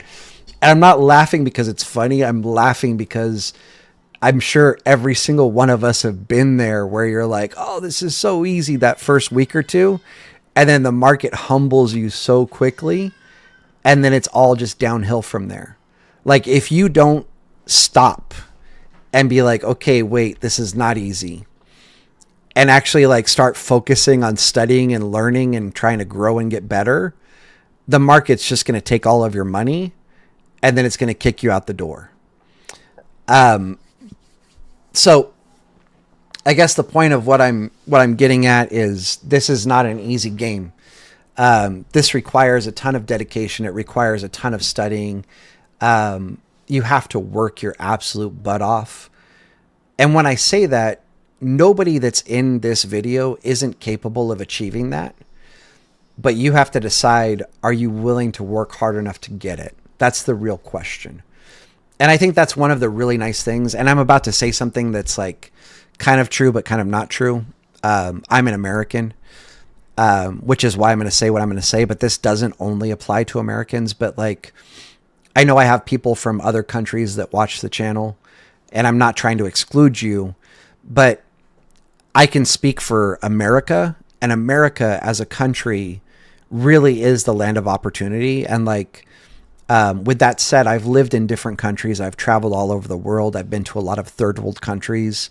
And here, the only thing that can hold you back is yourself. In America, if you want to be successful and have money, and create financial freedom for yourself, for your family, or whatever, the only thing that will ever stop you is yourself. So if you want to be financially successful and financially free, you choose it, you work hard, you'll achieve it. You might have, hiccups and bumps along the way, learning curves, whatever, but as long as you work hard and stay at it, you can achieve it. And that's anybody in America, right? Other countries, things might not be quite so easy. Like I've been to third world countries where you can work the hardest in the world and you're never going to be successful just because you don't have opportunities. So that's why I'm specifically talking about America. And I'm not trying to shit on any other countries. Just here, the only thing stopping you from being successful is your own devotion or dedication. That's it. Anything else like, oh, I tried this and blah, blah, blah, because of this, it failed. Yeah, you're just feeding yourself a story. You didn't really want it. If you really want trading, you work your butt off, you'll get it. That's it. And I guess that would apply to people in other countries as well. If you really want trading, you work your butt off, you study, you buy the books, you read, you learn, and you get it, right? That's it. You don't need any Discords. You don't need my YouTube channel. You don't need anybody else's YouTube channel.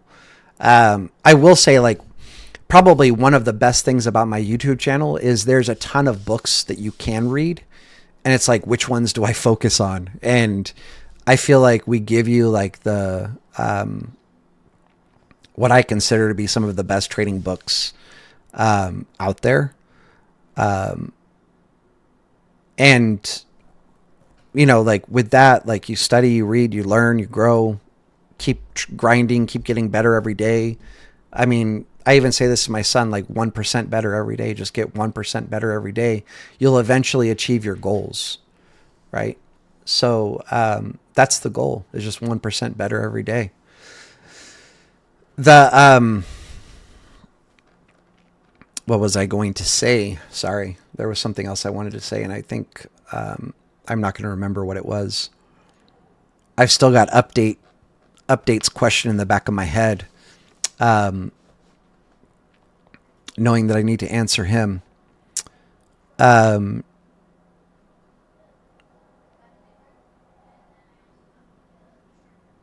Anyway, I mean, I'm just going to end my little rant here with, you don't need anybody. You don't need Discords. All you need is to pick up a book. I just remembered what I was going to say. I think this is always kind of important to share because it just kind of highlights exactly what I'm talking about right now. So my mentor is Shorty. Most people know that. The book Trading in the Zone, Shorty literally read that book at least 30 times, cover to cover. And, over the course of the years that I've known him, he's like, oh, I'm rereading Trading in the Zone again. I'm rereading Trading in the Zone again. I'm rereading Trading in the Zone again. I'm rereading Trading in the Zone again. And I think the reason that that's so important is that's the hardest part about trading is risk management. Accepting your risk. And this kind of goes to the question that Update was asking. Every single trade, and I'm just going to draw like a generalized box, but every trade that we take needs to meet a criteria, which is an entry, a stop loss, and a take profit, right? And within that criteria, your ratio should be, for every dollar that you risk, you need to make 2. Because if I do this, where I'm like making $1 or risking $1 to make $1, mathematically, like, I'm not going to do well, right? So let's just say 1-to-1 risk to reward, right? And actually, this kind of brings up a funny thing. 1-to-1 risk to reward. I have a 50-50 chance, like without any education, right? Without any studying, without any knowledge of trading. I have a 50% chance that price goes up. I have a 50% chance that price goes down. So based on that, what ends up happening is, like, let's just say this is my P&L. I end up being slightly red because I'm making $1 for every dollar I risk. I have a 50% win rate, but then my fees are taking me from break even to red. And then my taxes take me even more red because on the trades I won on, I'm paying taxes. The trades I lost on, I'm only able to write off like $3,000, right? So based on a 1-to-1 risk to reward, I'm getting my cheeks clapped.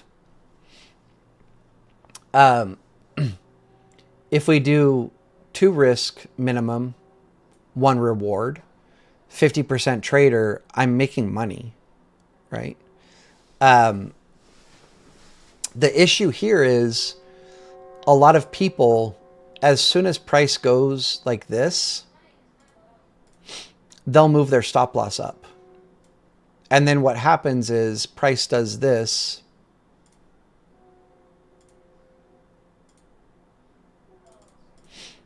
And so on their winning trade, instead of making it to their profit target, they get stopped out here and they only made a tiny bit of money compared to their original trade, which was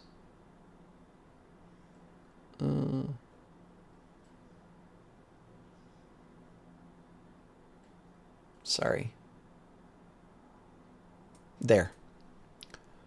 So they only made from whatever 92.69 or 92.96 up to 102.12 instead of making it all the way to 141.27. And then the issue is when they're in a trade that's going against them. Like if we're going to move our stop loss up when we're green in a trade, then that means we need to trail or move our stop loss up as well when we're red on a trade. Mathematically, like that's the only thing that would make sense, right? But the issue is when people are red on a trade, this happens. Best case scenario, they hit their stop loss 100%. So they only make a small win, but they get 100% of their loss every time because they're trailing their stop loss. Or even worse, they go, it's coming to my stop loss. And then it does this. So now, like, we're not even like a 1-to-1 trader. We're worse because we're taking profit here and we're getting stopped out below where we actually should have been stopped out.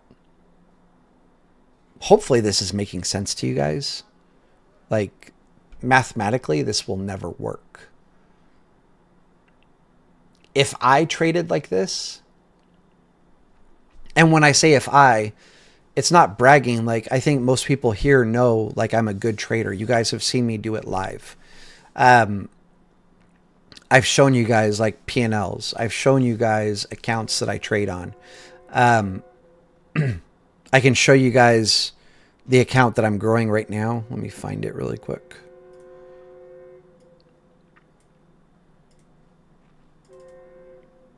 This is my account today that I'm growing. For 3 weeks. I started it on the 10th.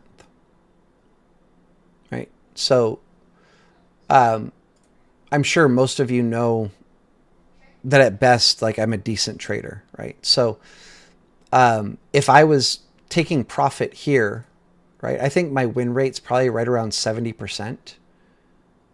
But if I'm taking profit here and I'm getting stopped out here, even as a 70% win rate trader, I'm red.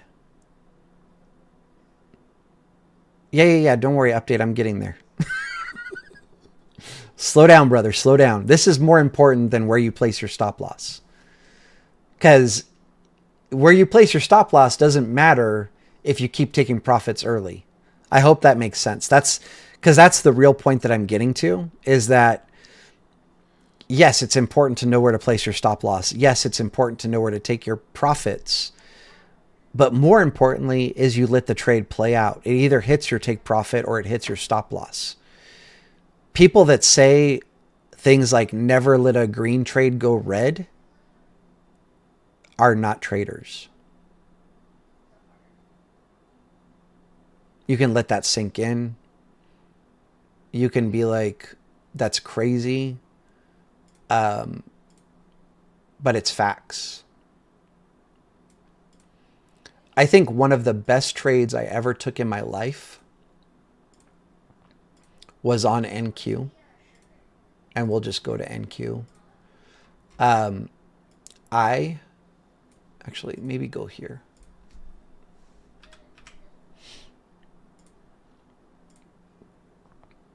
And this was also called out live. And it was cool because like one dude took the trade and trusted the levels and was like, bro, you just literally saved my account. Like I was so red and now thanks to that trade, I'm so green. The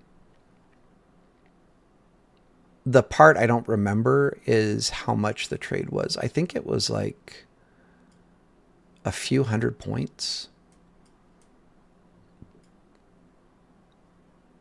We'll just guesstimate.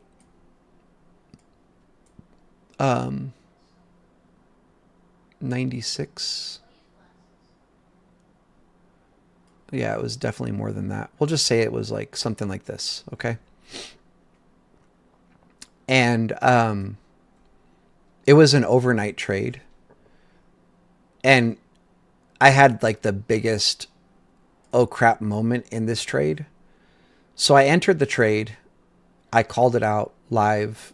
Other people took the trade. And I said, and at the time, like it was like a wild level. I'm like, price is coming here. And everybody's like, dude, you're nuts. And I'm like, no, it's going there. And the reason it was nuts was it was just like it was so far away from where price was that, like, it just seemed unrealistic, right? And so what ended up happening in this trade was price did this.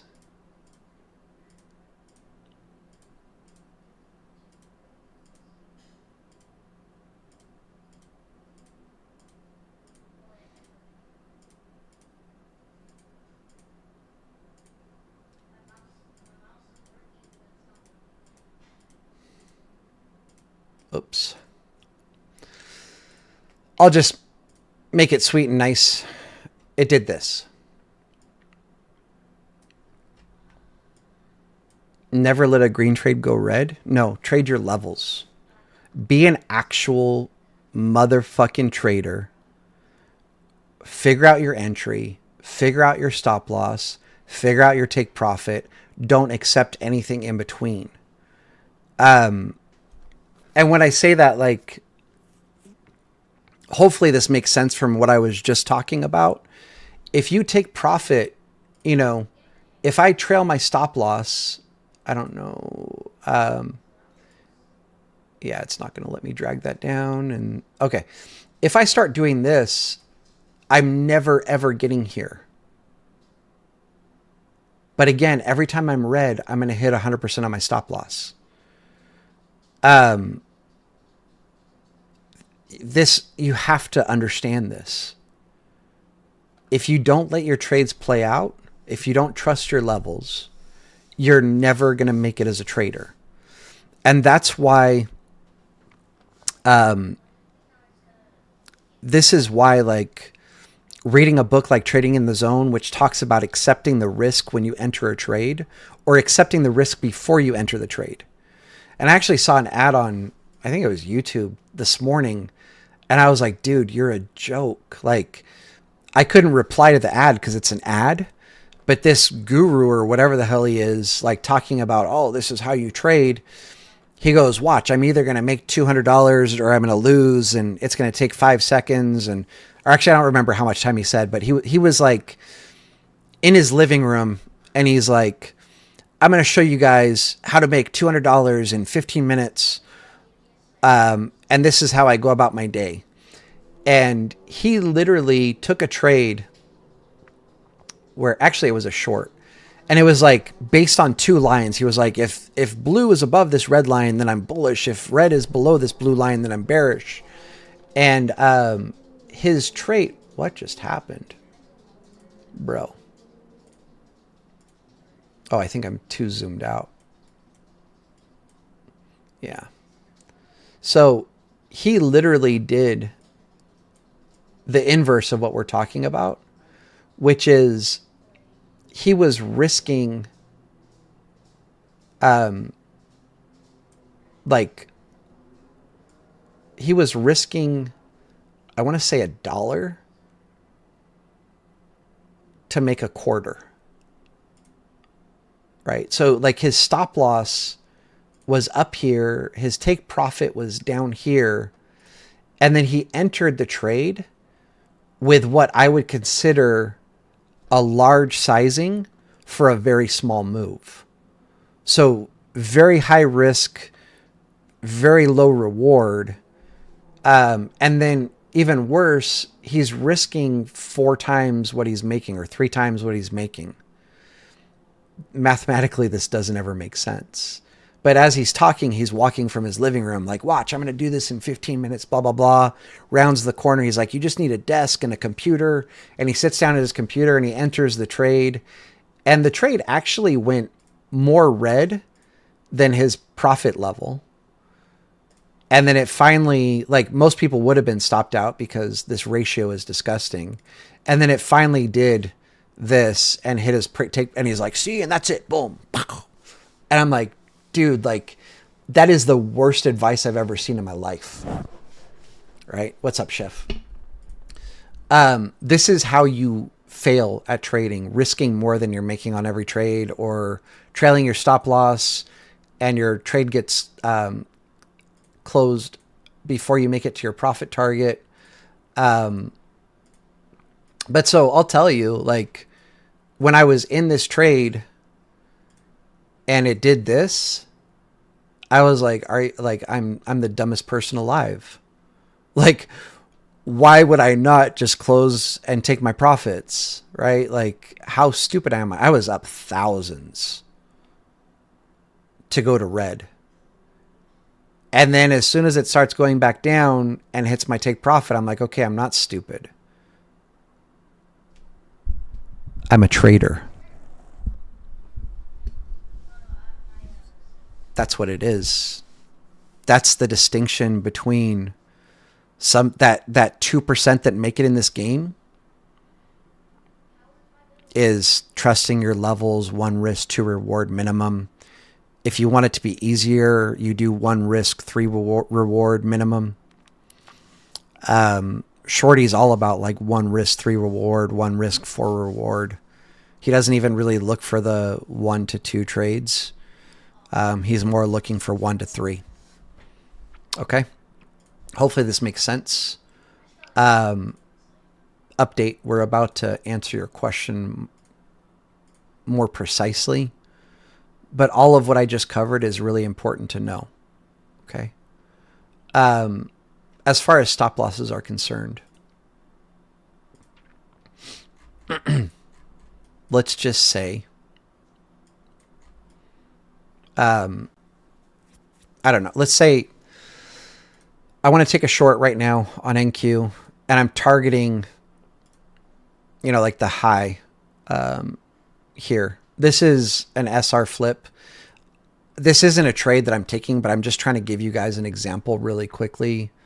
And so right here, actually, let me not make it a box, but let me just say this right here is an SR flip where price came up, hit it, rejected, and then we broke above, retested it, and went up.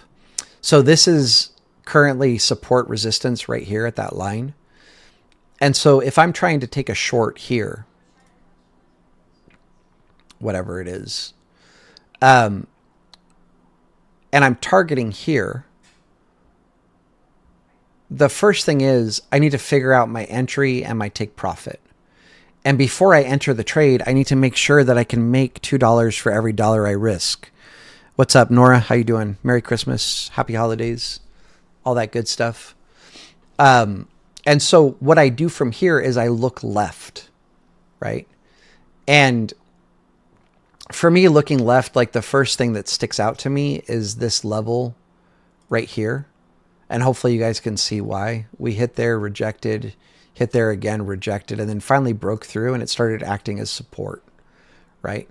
But so if I'm going to put my stop loss there, I actually want to be slightly above that, because if market makers are trying to stop people out, they're literally going to come, you know, like green, whatever, blah, blah, blah, come up, hit that level, and then go to the take profit, right? So I can't put my stop loss right at that level. It needs to be slightly above it. And then if I'm looking left more, like my eyes immediately go here, and hopefully you guys can see like what I'm trying to show, but these wicks hit it and rejected, wicks hit it, rejected.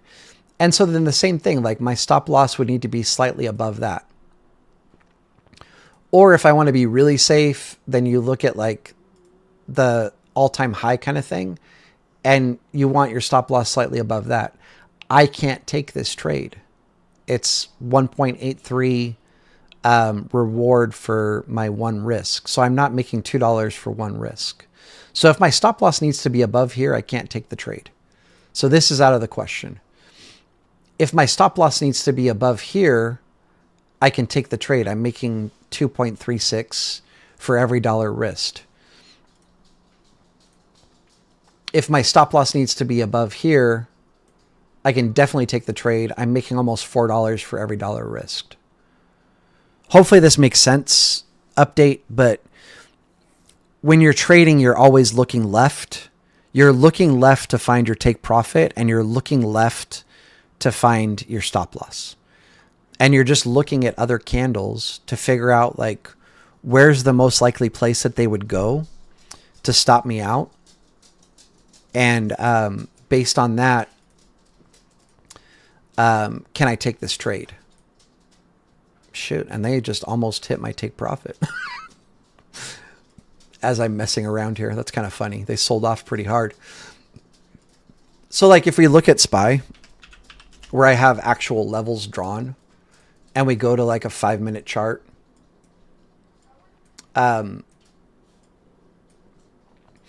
you know, today I talked about breaking above the November value area high, retesting, going long, or taking calls.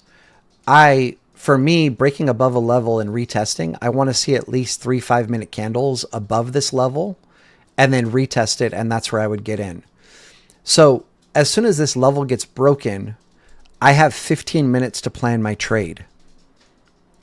And with 15 minutes to plan my trade, I have nothing but time to go, okay, if this happens, this is my price target. Rocket said look left. Figure out where my stop loss is. So we start looking. I want to drag this over just so that it's closer to the actual candles. You know, so we want to start looking at actual candles, and a few things pop out to me, like here.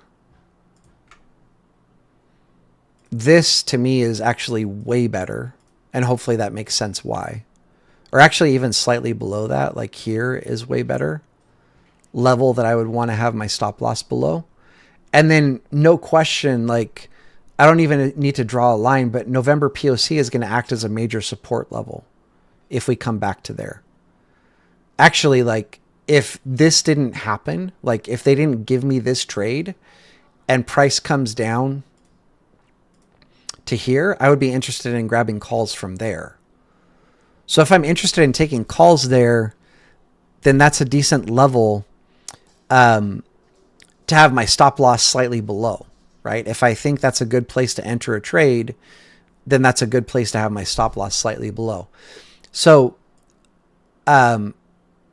mathematically, I can't take this trade, right? But if I was trying to put my stop loss slightly below there with my take profit there, I'm only making $1.65. So then I'm like, oh shoot, I can't take that trade.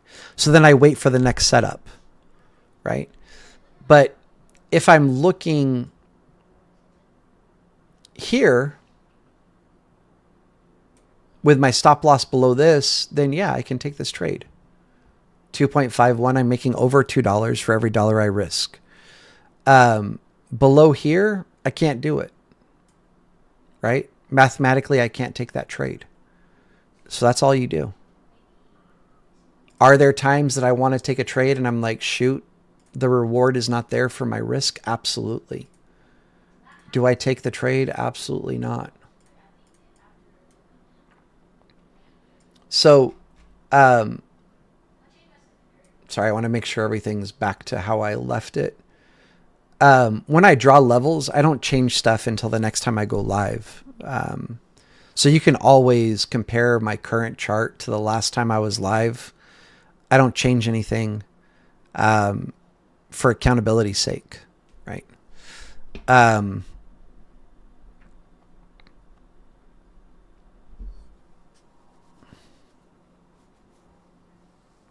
Oh, Robert, I just saw your question. I mean, that's a good question. Yes and no.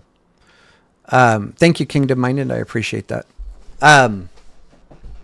So the only way that I'm entering a trade and averaging down is if I planned it before the trade.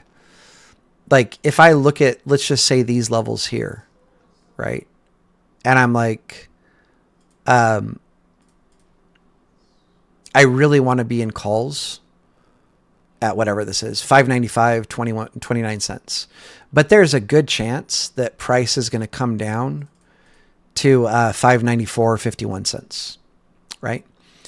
So what I do, like, let's just say, for example, I normally take, did I not answer your question, Update? Because I don't know.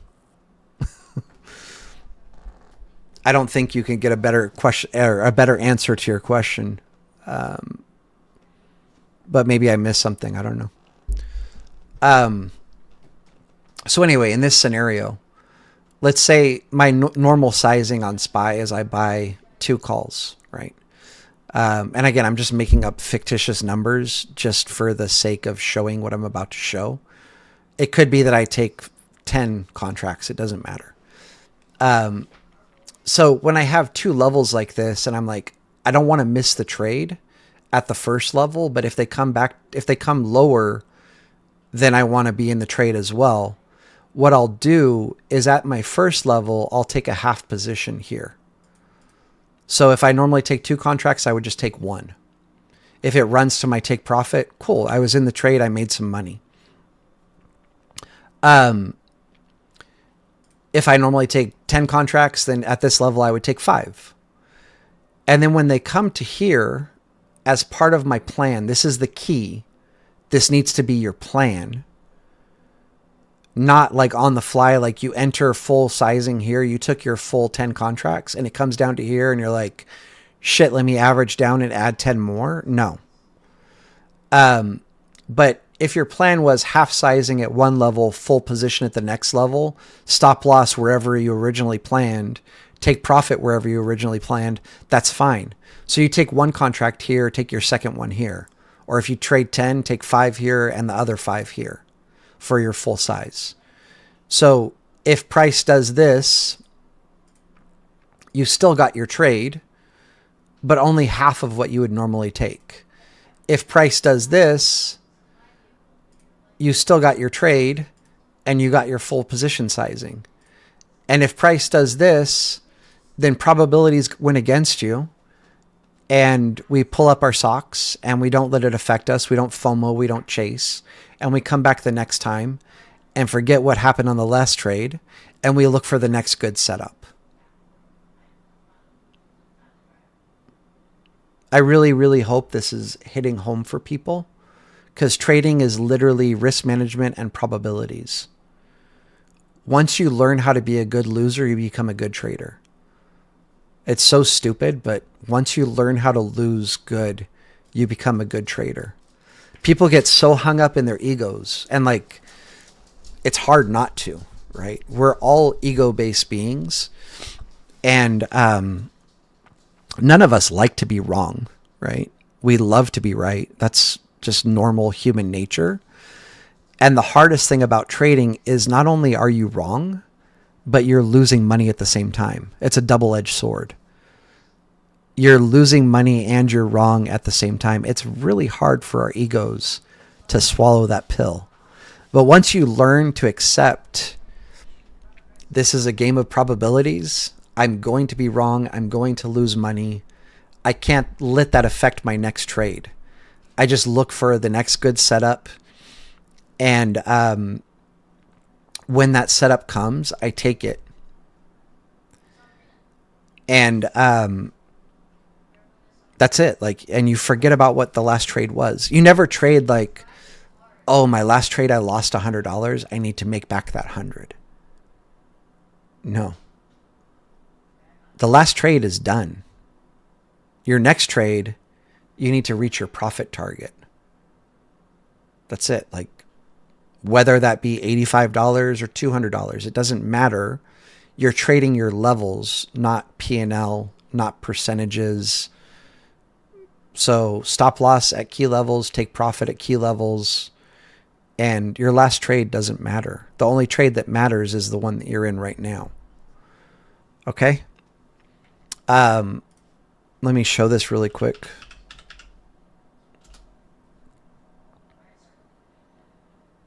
This is super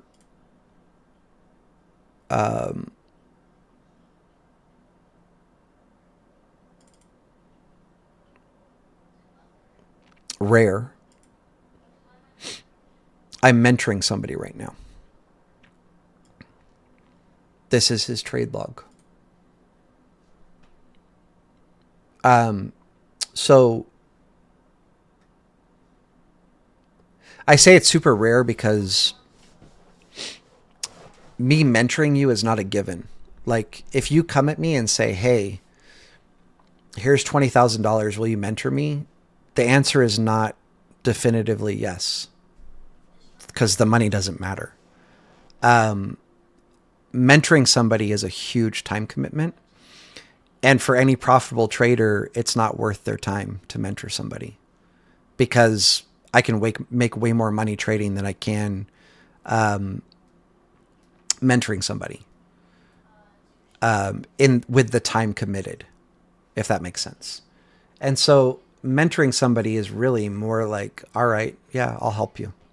I will sacrifice some of my time to help you become a better trader. And then the hardest part is it's not a given, right?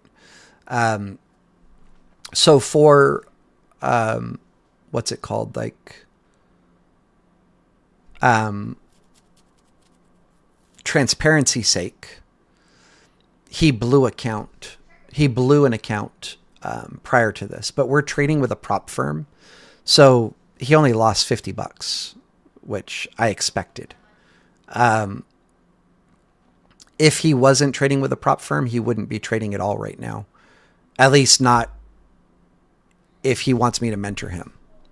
So like if again, like there's so many things like, if I ever did agree to a mentorship with anybody, like you're going to have really strict rules you have to follow. Otherwise that relationship is going to be severed. And there's reasons, and I'm not going to try to explain them right now, but, with him trading on a prop firm, I know he's going to lose, and that's fine. And I'm okay with, like his, I know roughly how much money he makes, and to him losing $50 or even, $1,000 or whatever is not, life changing for him. And so I'm okay with him trading on prop firms and losing $50 here and there as he's learning and growing and becoming a trader. I don't know if I can pull up his last account because he might have deleted it, but let's see.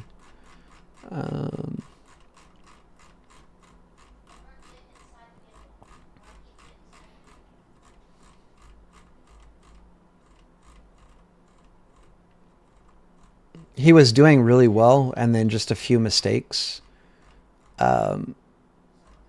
caused him the account, which is fine. I always tell my wife and my son, that's how you grow in life. That's how you get better in life, is by making mistakes. You don't really learn without making mistakes. So this was the account that he was trading before that. And this is only showing 4 weeks. I don't know, like, how do I go backwards?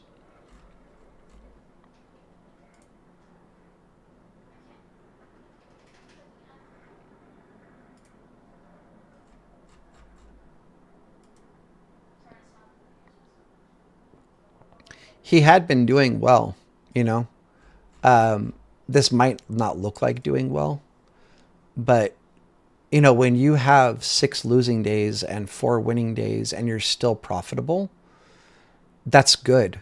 Like you're following the rules. You're using one risk to reward on your trades. That's the only way you can have more losing days than winning days and be green overall, right? So he was doing really good on the account, and then I forget what his reasoning was, but he started taking really big losses. Basically, not the one risk to reward type of stuff, which ended up costing him the account, right? And it was like big loss, big loss, big loss, big loss, done. Okay. So started a new account. We still need to work on the loss size, but what's important to notice is his win rate is way better, right? We're overall win rate 80%. He's becoming more patient, looking for better setups. I don't know, Martial, I don't know what you're asking about funded futures. I don't know what funded futures are. Or if you're asking if it's a funded account, yes. He's using Top Step.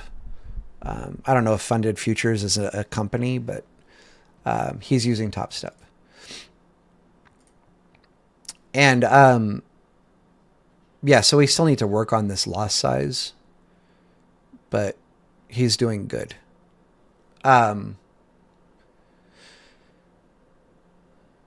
He's going to get there. And I'm not teaching him anything that I don't share with you guys. Right? So, I talked about this on the last stream. I'm going to talk about it again. Let me delete this stuff on Spy because I want to make sure I don't leave this on here.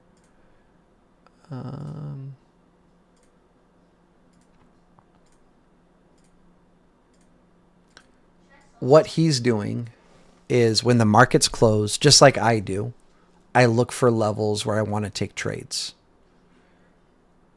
And then he gets his long position tool and figures out whatever, take profit here, stop loss there. If this happens, if a short setup happens, you know, like I want to get in there, stop loss here, take profit there. So he's not doing anything that I haven't taught you guys. No, you're good, Martial. I wasn't sure if that was a company or not. And he does that when the market's closed. It's a lot easier to not get tricked by candlesticks when they're not moving. Market makers are very good at messing with our psychology and getting us to think that the stock market's going to do the opposite of what they're going to do. When the market's not moving, it's a lot easier to read as a newer trader. So look for setups when the market's closed. One risk to reward minimum on every trade. One trade a day for 6 months, which might sound ridiculous, but that forces you to be disciplined and patient. Sorry, I got to fix that there. And then journal every single trade, which you see he's doing as well. Like, oh, that's not his journal, but whatever. You guys saw the journal. You can go to YouTube or to Google, type in Excel trading journal options or Excel trading journal futures. And then on Etsy, there's a bunch of people that sell them. Get one. Make sure you journal your trades. Really important. Helps you to be more consistent and better.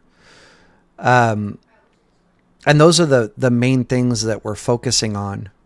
And then we're just slowly adding pieces of the puzzle. So for the last, 6 weeks, he's only been trading off of volume profile. Soon we're going to be adding in footprint charts. And then after that, we'll be adding in like TPO and stuff. I mean, he uses TPO, but he doesn't understand it fully.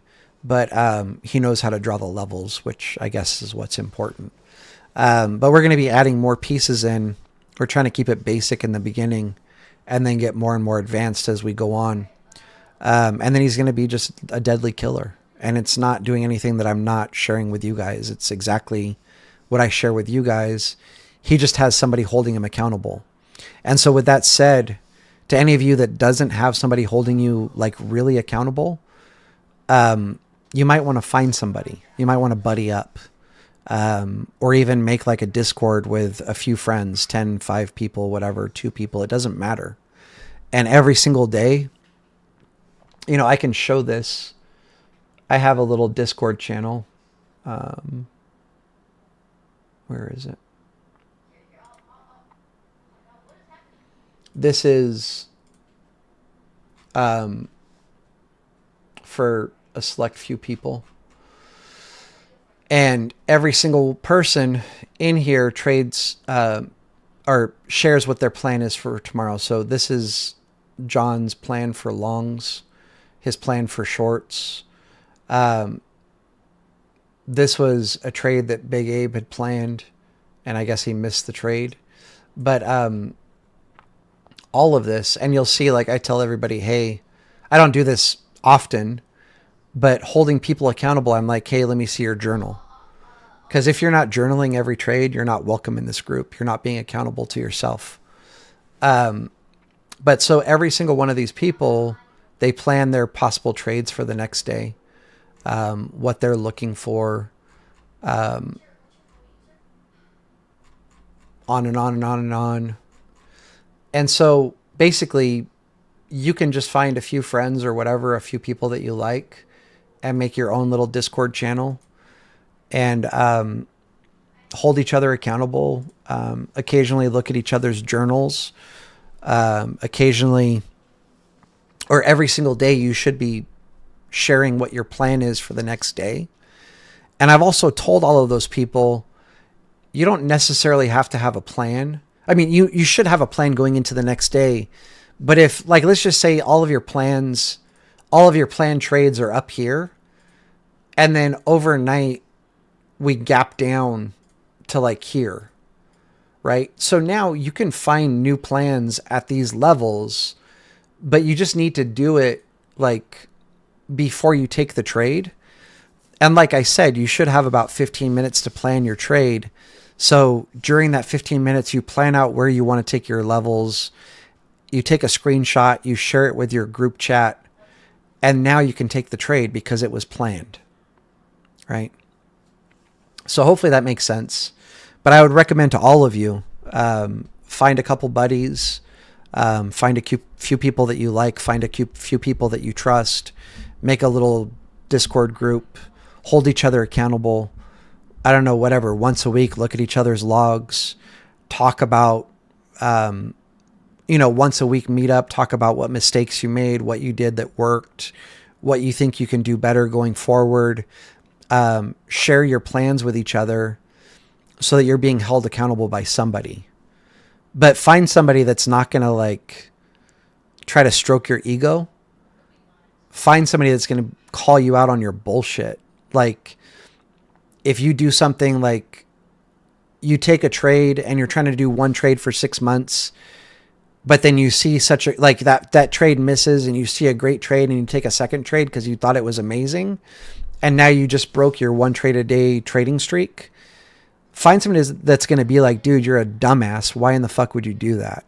Don't find somebody that's going to be like, oh, it's okay. Don't worry. Like, it's fine. It's not a big deal. You just broke your rule. No, like, if you're willing to break your rules, like, that's the same as being like, oh, I can cheat on my wife, or, or I can cheat on my husband, or whatever it is. Like, if you're not holding yourself accountable and the person that you're buddying up with isn't calling you out on it, like, you're not doing yourself any favors. Update. You're in right now, in this very second, you're in a YouTube chat with a bunch of people that trade. And I'm sure you're probably in Discords as well. So, you have access to people that trade.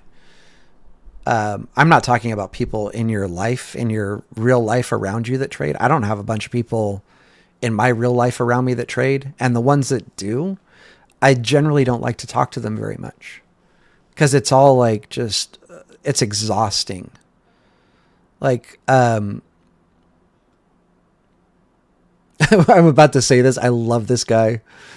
I highly doubt he's watching, but if he is, it's not personal. I love you. You know I love you. But I'll be like, dude, like, da-da-da-da-da, this trade, da-da-da-da-da-da-da. And then he'll write back like, oh, but it's below the 200 EMA. And I'm like, okay. And then, of course, it makes the move that I was looking for. And then he goes, bro, like, it crossed the 200 EMA. I'm entered. And I'm like, this is where I'm selling. Like, why would you enter there? And of course, like, he ends up losing money, and he's like, dude, like, I took that trade. And I'm like, no, the trade was here. You waited until some BS to cross some BS. And that's where I was closing my trade. And if you listen to what I was telling you, it was like, enter here, take profit there. And you were like, no, let me enter the trade at your take profit level. That's on you. Like, I don't, but since then he's seen, like, cause he got clapped a few times, doing exactly that. And I think now he's actually listening to me. But in general, talking to most people around me about trading is absolutely exhausting. There's a few people, there's a man that my son trains with.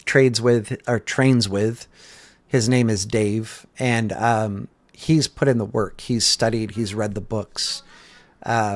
He's done one-on-ones with me. He listens, he's growing, he's learning. And he went from being like that, person that was listening to influencers, trading short squeezes and got clapped and lost a bunch of money and doing crypto and whatever else, to now actually becoming a real trader that's becoming profitable and making money. Right. So I don't mind talking to him about trading. My son's head coach, just finished reading the books that I suggest to you guys. I'll be doing a one-on-one with him soon here and teaching him.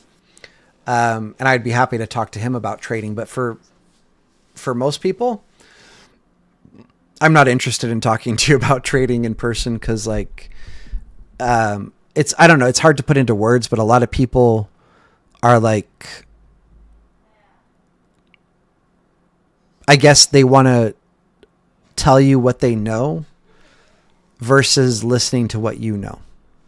Right. And I'm sure you guys can guess, in my life, I don't really run into people that know more about trading than I do. I'm sure it's possible for me to, but the average person that I run into doesn't have the knowledge that I have. And like, I'm not really interested in listening to what you know, because I mean, again, not like ego or rude or whatever, but it's like, it's like a 8th grader trying to listen to somebody in kindergarten about how to do algebra. Like, you're not about to teach me anything, and I'm just not interested. Your DM on orbs. Where? What?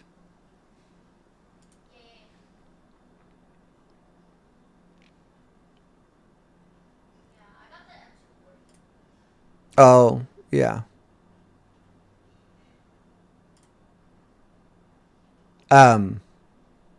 So actually, I'm glad that you brought that up, Yannick. There's a few people that have DM'd me. Here's the issue. I get so many DMs, it's going to be impossible for me to know who everybody is. But like Yannick, actually, we'll do this right now, Yannick. Let me give you an invitation.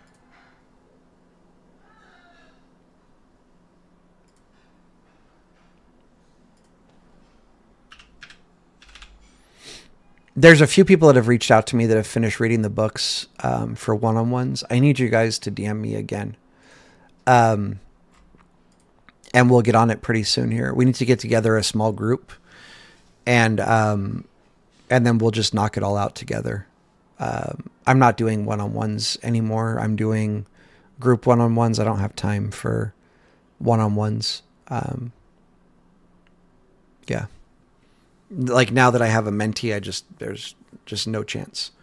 So anyway, if you've DM me within the last couple of weeks about a one-on-one, please send me another DM and we'll get it rolling pretty soon here. Okay.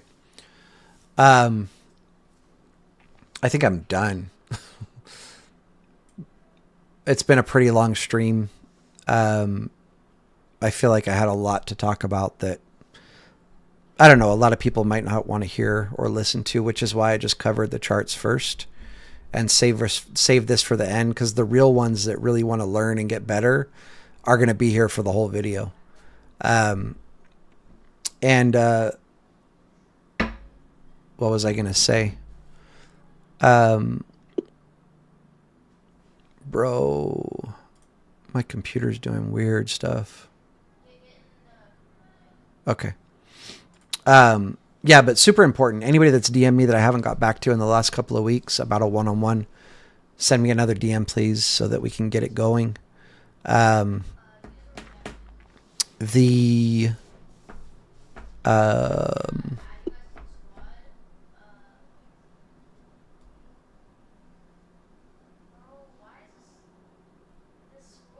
Update. I just saw what you said. You want to ask me something that you feel like is hard to type. Are you in Discords? I'm going to wait for you to reply before I end this stream.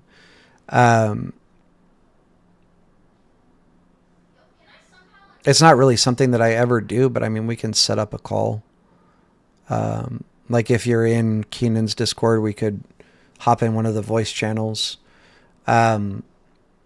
If you're not, then we can try to figure something else out. But I don't really meet with people for voice calls unless they've read the books. But I don't mind fielding a question.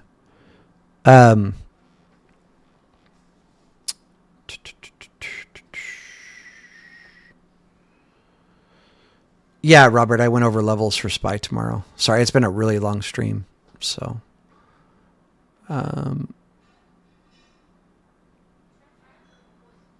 update, that's a yes that you're in Keenan's.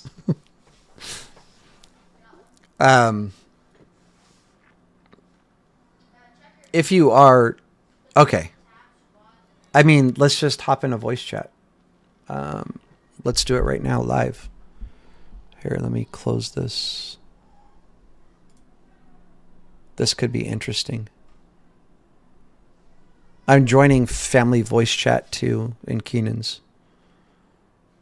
And it's probably going to get blown up if people see that I'm in here.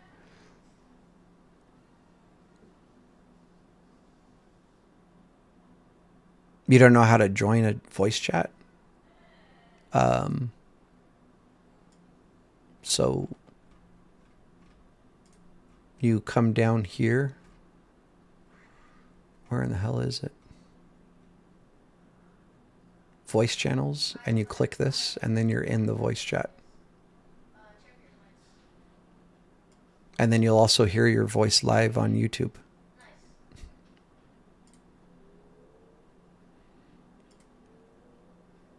My guy, you're killing me, bro. He's like, I want to ask you a question, but it's hard to type. But I don't know how to talk.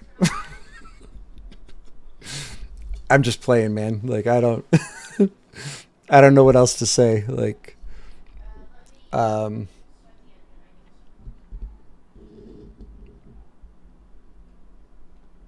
Like if you can't figure out how to use the voice chat, and I'm not saying this in an insulting way, I don't know how else to talk to you. I'm not going to be giving out my phone number or anything.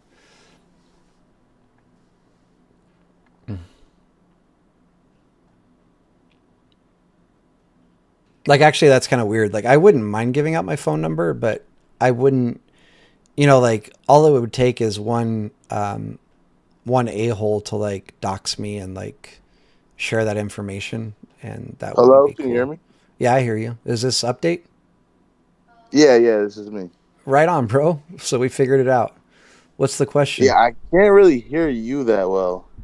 Um, Oh, I can hear you now. okay. I moved my mic closer.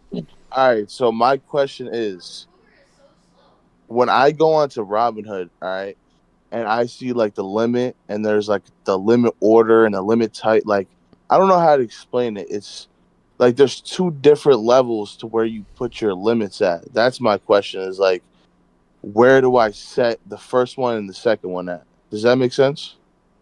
Um, Maybe if you could be more specific about limit types, because to Yeah, me, hold on. Let me go into Robinhood. there's only one type of limit order, so that confuses me.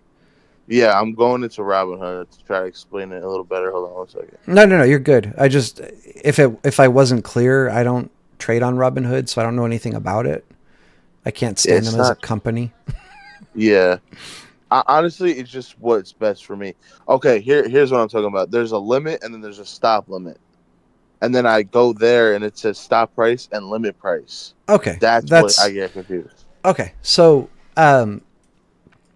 I mean, I can give you an answer, but I think more importantly, like you want to learn how to find this stuff for yourself. So, like, if you Yeah, type in Google, what is a stop limit order? I could tell you what it is before I click this. But yeah, so I'm pulling this up on my screen. I'll tell you what a stop limit order is before I hit send. But yeah. so a stop limit order is, let's just say, I don't, I'm not going to try to explain this in trading terms, but there's a lot of times where I see like a key level get broken where I Hmm. know if price comes back through that level, I want to get filled when the price goes back through that level. Right, I don't want to get filled here because there's a chance that they might keep going lower. right. But once price goes back through that level, it's confluence for my bullish setup that I was looking at. And Hmm. so when price goes back through that level, I want to get Yeah. filled. That's a stop limit order, Okay. meaning that normally a limit order is when price comes down to a level, right? Yeah. And I have a limit order here. I'm going to get filled in calls, Okay. right? A stop limit order means that price is below where I want to get filled. And when price goes through where I want to get filled, it's going to fill me. So Okay. stop limit orders are above price, limit orders are below price.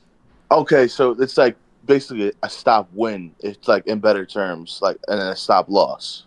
No, So you're setting where you want to take your win, and you're setting where no, you you're want to take your setting where loss. you want to get filled on on the order. Oh, okay. I get what you're saying. Where you want to get filled on the order. Yeah. Okay. Okay. But so when I say, I mean, like, I'm perfectly happy to answer your questions, but the reason that I'm sharing what I'm about to share is like when you don't understand something in trading, go to Google and Yeah. be like, what is a stop limit order? Yeah. The thing about that was this thing about this specific question I had. Uh huh. It was just hard for me to type it out into Google. And so there's certain things with trading where it's like, how the fuck do I even, sorry to curse, but No, no, no, you're how do good. I even get this into words? You know what I mean? Do you get what Yeah. I'm saying? No, no, I understand. I'm just, again, I'm perfect. Like something like this, I'm perfectly happy like we're doing right now. And this goes Yeah. to anybody. If there's anybody in the discords or whatever that has a question, I'm happy to answer your question. I'm just trying to empower you moving forward to No, yeah, like for sure. to go and try to find the answer for yourself. Cause that's how I figured it out. Anytime I didn't know something, I just started Googling like a motherfucker. Right. Yeah. And so that's how I learned. And like, of course it's nice to have people, like I have my mentor, right, that I can reach out to, like, hey, I don't understand this.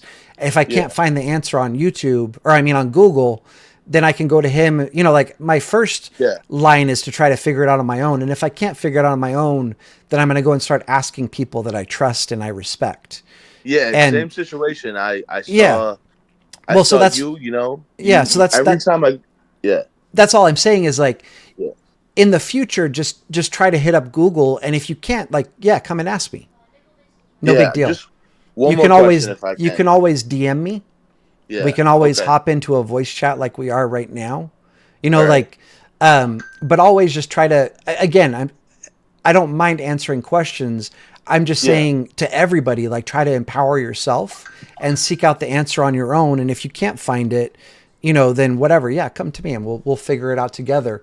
But hopefully this makes sense. So No, yeah. Now I have a much better understanding on what those things actually mean. So yeah, definitely why is helped me a lot. my Thank you. stuck?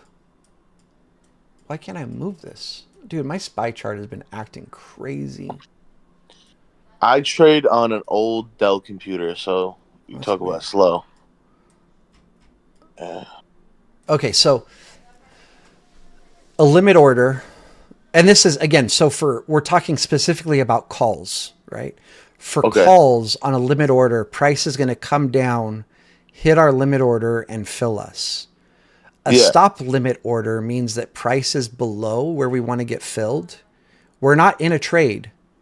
So price is down here. Yeah, No, I know. Specifically, when I'm in a trade and I'm trying to get, all right, so you talk about all the time, like, all right, you want to take that 2-to-1 ratio, right? I don't understand how to put a stop loss in place. If that might sound like the stupidest question, but I honestly, I get so confused. I'm like, what does this even mean? Like, how do I don't know how to set that up. Does that make sense? Yeah, so I can't answer specifically for Robinhood Yeah. because I don't trade on Robinhood. I can tell you how I place a stop loss, but that's probably not going to help you. You probably want to go into YouTube and search like how to place a stop loss on Robinhood. But based on what you're saying, if you're talking about a stop limit order and you're already in a trade, so like let's just say long, right? And your take profit is here, your stop loss is here. A stop limit order up here would just mean that your trade is going to get closed when it hits that level. Yeah, no, yeah, that was my question. So that's my point is, so if we're in calls, a stop limit order is going to be above price. Right. A limit order is going to be below price. And then puts obviously reverse the inverse. So for puts, a limit order is going to be above price and a stop limit order is going to be below price. Okay. And a stop limit order gets filled when price goes through it. So in this case, if we have a stop limit order at 604.73, as soon as price goes like this, we're going to get filled. Yes, that's what all right. Now I understand what you're saying. And on puts, when it goes through it. Yeah. Yes, on puts. So like if we have a stop limit order at 601.74, when price does this, we're getting filled at 601.74. Okay. All right. Yeah. That makes so much more sense. But I would still highly recommend go to YouTube and search how to do stop losses on Robinhood. I just didn't understand when it goes through. That's when you start filling the order and stuff like that. I just didn't understand that, but now I get it. That's the distinction of a stop order is price goes through a level. All right, a limit order is when price comes down to a level, again, for calls. Right. All right, bet. Thank you so much. I appreciate that. Yeah, no worries. And welcome to the channel. Yeah. Thank you. I just have one more question if you have time. It should not take long. It's how do you calculate? All right, I know I already asked this, but I feel like I already know the question. You want me to answer the question before you ask it? How do you calculate your stop loss based on the contract price? No, yeah. How do you know if if like, Yeah. all right, How this do you might sound calculate dumb where to again. put your stop loss based on the option price? It's impossible. You have to guesstimate, which is why I No, no, I'm always. not asking that. I'm not asking Oh, that. okay. Sorry. I'm asking, all right, how do you calculate if you're making $2? That might sound so stupid, but like, how do you calculate that you're risking one and or you're willing to gain two? Like, how do you calculate that? Oh, it's a little bit harder with options, but really, you're just going to be using these long and short position tools. Okay. And if it tells you your ratio here Oh, is there's a thing that tells you. I didn't even right know there, there's a 2 to 1. It might be hard to see. I can't really zoom in too much, but maybe I'll send you a screenshot.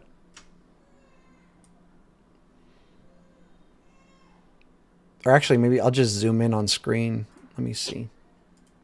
Yeah, I'm in the chat now. Bear with me for a second. Okay. Oops, no. Okay, I so can't. I watch this you all the time. I can't believe I'm in a call with you. I'm just a dude, man. It's all good. So this, hopefully this is more clear, but you can see here risk to reward ratio 2.01. So that basically Yeah. So you're means, on TradingView. What yeah. is that? How do you get that to pop up? Basically, is what I'm asking. Oh, it's a long position tool. So So you just go into TradingView and you go to yeah, like the little tools and you search that up. it's like right on the left bar. Yeah. Um, I think it's here. Yeah, What is it called again? Can I just write long it in my position, notes? long position tool and short position tool. And see, Okay. I have Thank you them so both. much. I have them both starred. That'll put them Okay. on a little bar for you, and then they're easy to find. But it's like 1, 2, 3, 4. It's the fifth set of tools down, and you'll find them right at the top. It's a long and then what? Short Sorry. position tool. Short. Okay. Thank you. Yo, you helped me so much. You don't even know. It's all good, brother. That's what it's about. Hell yeah, bro. All right. There's a, Thank you. there's enough for everybody in the world, and we just we got to get that No, bread. I was reading Trading Dale's book today. I Hmm. just started reading it. You got me to read it. I'll tell you this. I never finished a book in my life. Hmm. I am so eager to finish this book. It's crazy. Yo, if you could talk to my mom, she'd be so proud because I've never finished books ever in my life. Dude, you're gonna make me And cry. Like seriously. no, for real, yo. I was super bad in school since pre-K. Hated being in school, Yeah. but for some reason, the way you teach is just like I can't help but keep watching your videos and listen to you. Anyways, um, Trading Dale, he's like talking about the market Hmm. and how corrupt kind of things are, and how like we have to follow what these big companies like do, and it's like crazy how corrupt that kind of is in a way. You know what I mean? Yeah. Well, I mean, there's a good way to look at it, and there's a bad way to look at it. Like No, for without sure, for sure. Yeah, but so without market makers, without these big institutions like BlackRock, we wouldn't have liquidity in the market to trade like we do. Right. So, there's good and bad with it. Yeah, for sure. A lot of people like to focus on the bad, but they provide so much liquidity that allow Yeah. us to trade like we do. No, I, yeah, they I add and the I just want to say, volatility. man, like I'm proud of you, man. Like Thank much you. love to your Thank you. mom. And I can respect what you're saying. So like, I don't share this very much, but I'm super dyslexic. And Okay. with that said, I have a very high IQ. But when I was in school in the 80s and 90s, they didn't really understand dyslexia very well. And so all Right. of my teachers would literally to my face call me stupid and dumb and whatever. That's And crazy.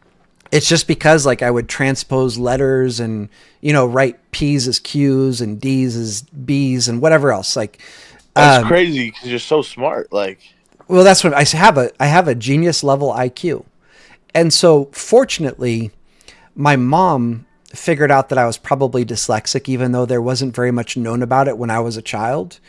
yeah. I mean, there was enough known about it, and my mom had me tested by I forget what they're called. It's like an educational psychologist. And they Yeah. immediately established that I had a very high IQ, but that I was dyslexic. And so Hmm. my parents sent me to a school in England that specializes in teaching dyslexic students. And Holy because of shit. that school, and my parents were paying like college tuition for me to go to this elementary school. Yeah. If that speaks to you, like they had to pay a lot of freaking money for me to go to Yeah. this school. But so I was fortunate, but like I didn't do great in school because I kept hearing teachers calling me dumb and stupid, and it made me not even want to try, right? Yeah. Well, And I then went. there was one teacher. I nothing but respect for this man. I got to give him his flowers and his props. His name is Yeah. Mr. Young, and I still speak to his son every once in a while on Facebook. But that man, he saw that I was a smart person, and he Yeah. pushed me to be the best that I could be. And Yeah. thanks to Mr. Young, his nickname was Dicey because he was a little bit crazy in a good way. I think he did it intentional for the students to make things fun. He was a chemistry teacher, and he would Yeah. like blow shit up in the class and do crazy stuff and like Mr. Dicey. Yeah. yeah, Yeah. yeah, yeah. Wow. So we would call him Dicey because he was a little bit crazy, but I think it was an act, Yeah. just to make things entertaining. Yeah. I fucking love that man. He Hell every yeah. day he would push me like, "Oh, you can do way better than this. Like you're a smart man." Da, Yeah. da, da, Well, da, get da. this, dude. So Yeah. actually, I'm a high school dropout, Oh and wow. yeah, I didn't graduate high school. I don't even have a GED, and I started my own shoe business, and I make $70,000 a year. I'm not rich, but I grew up very poor. Like my mom, we didn't have much. My dad left when I was super super young. He was a big drug dealer. And so house got raided, and me and my mom were basically SOL. You know what I mean? And Uh-huh. we grew up hard. And at 16, I started my shoe business, and I got us out of being homeless. We were living with my sister.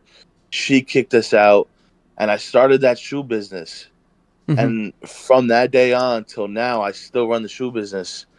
And then stocks came into my life, and it's just been that new thing for me where it's like it was shoes before, but now it's stocks. I want this to be my new thing. You know what I mean? Well, that's awesome, but focus on studying before you start trading. No, that's Really, that's what I'm really trying to do. learn. Really, really Yeah, learn and then start trading. If you want to invest, that's fine. Like start, yeah, like investing in ETFs or dividend stocks or whatever. That's great, but don't start day trading until you've really studied and read some books yeah. and Well, just honestly, what I've been doing is like I've been taking the levels you give us, and mhm. I've been trading off of those. And I mean, I've made $500. I mean, it's not nothing Okay. crazy, but Well, if it's I working, keep literally doing just it. take your levels and I put them in my notes. Hmm. And the next morning, I look for it to hit that level, and I sell at your close level. And you hit every fucking time. I don't know how you do it If it's every working, time. keep doing it. Yeah, that's what I don't know. That's I awesome. I see you read a chart and you chart something up in 3 minutes, and then it hits the next morning. I'm like, this dude's insane. Like, Well, how? you can get there. You can totally get Yeah. there. You I you don't. had That's my Hey, dream, dude. That's my dream to be able to teach my friends what you're teaching. Like that's I my don't, dream so for real. when I say this might come across weird to some people, and I honestly don't give a shit. Like, Yeah. Danny, I don't know your age. I might be old enough to be your father. It doesn't sound Yeah, I'm like you had a 20. great. You're how old? 20. Yeah, I could be your dad. So it doesn't sound like you had a great father figure in your life, but No. one man to another, like I'm proud of you. Keep hustling. Like, Thank you.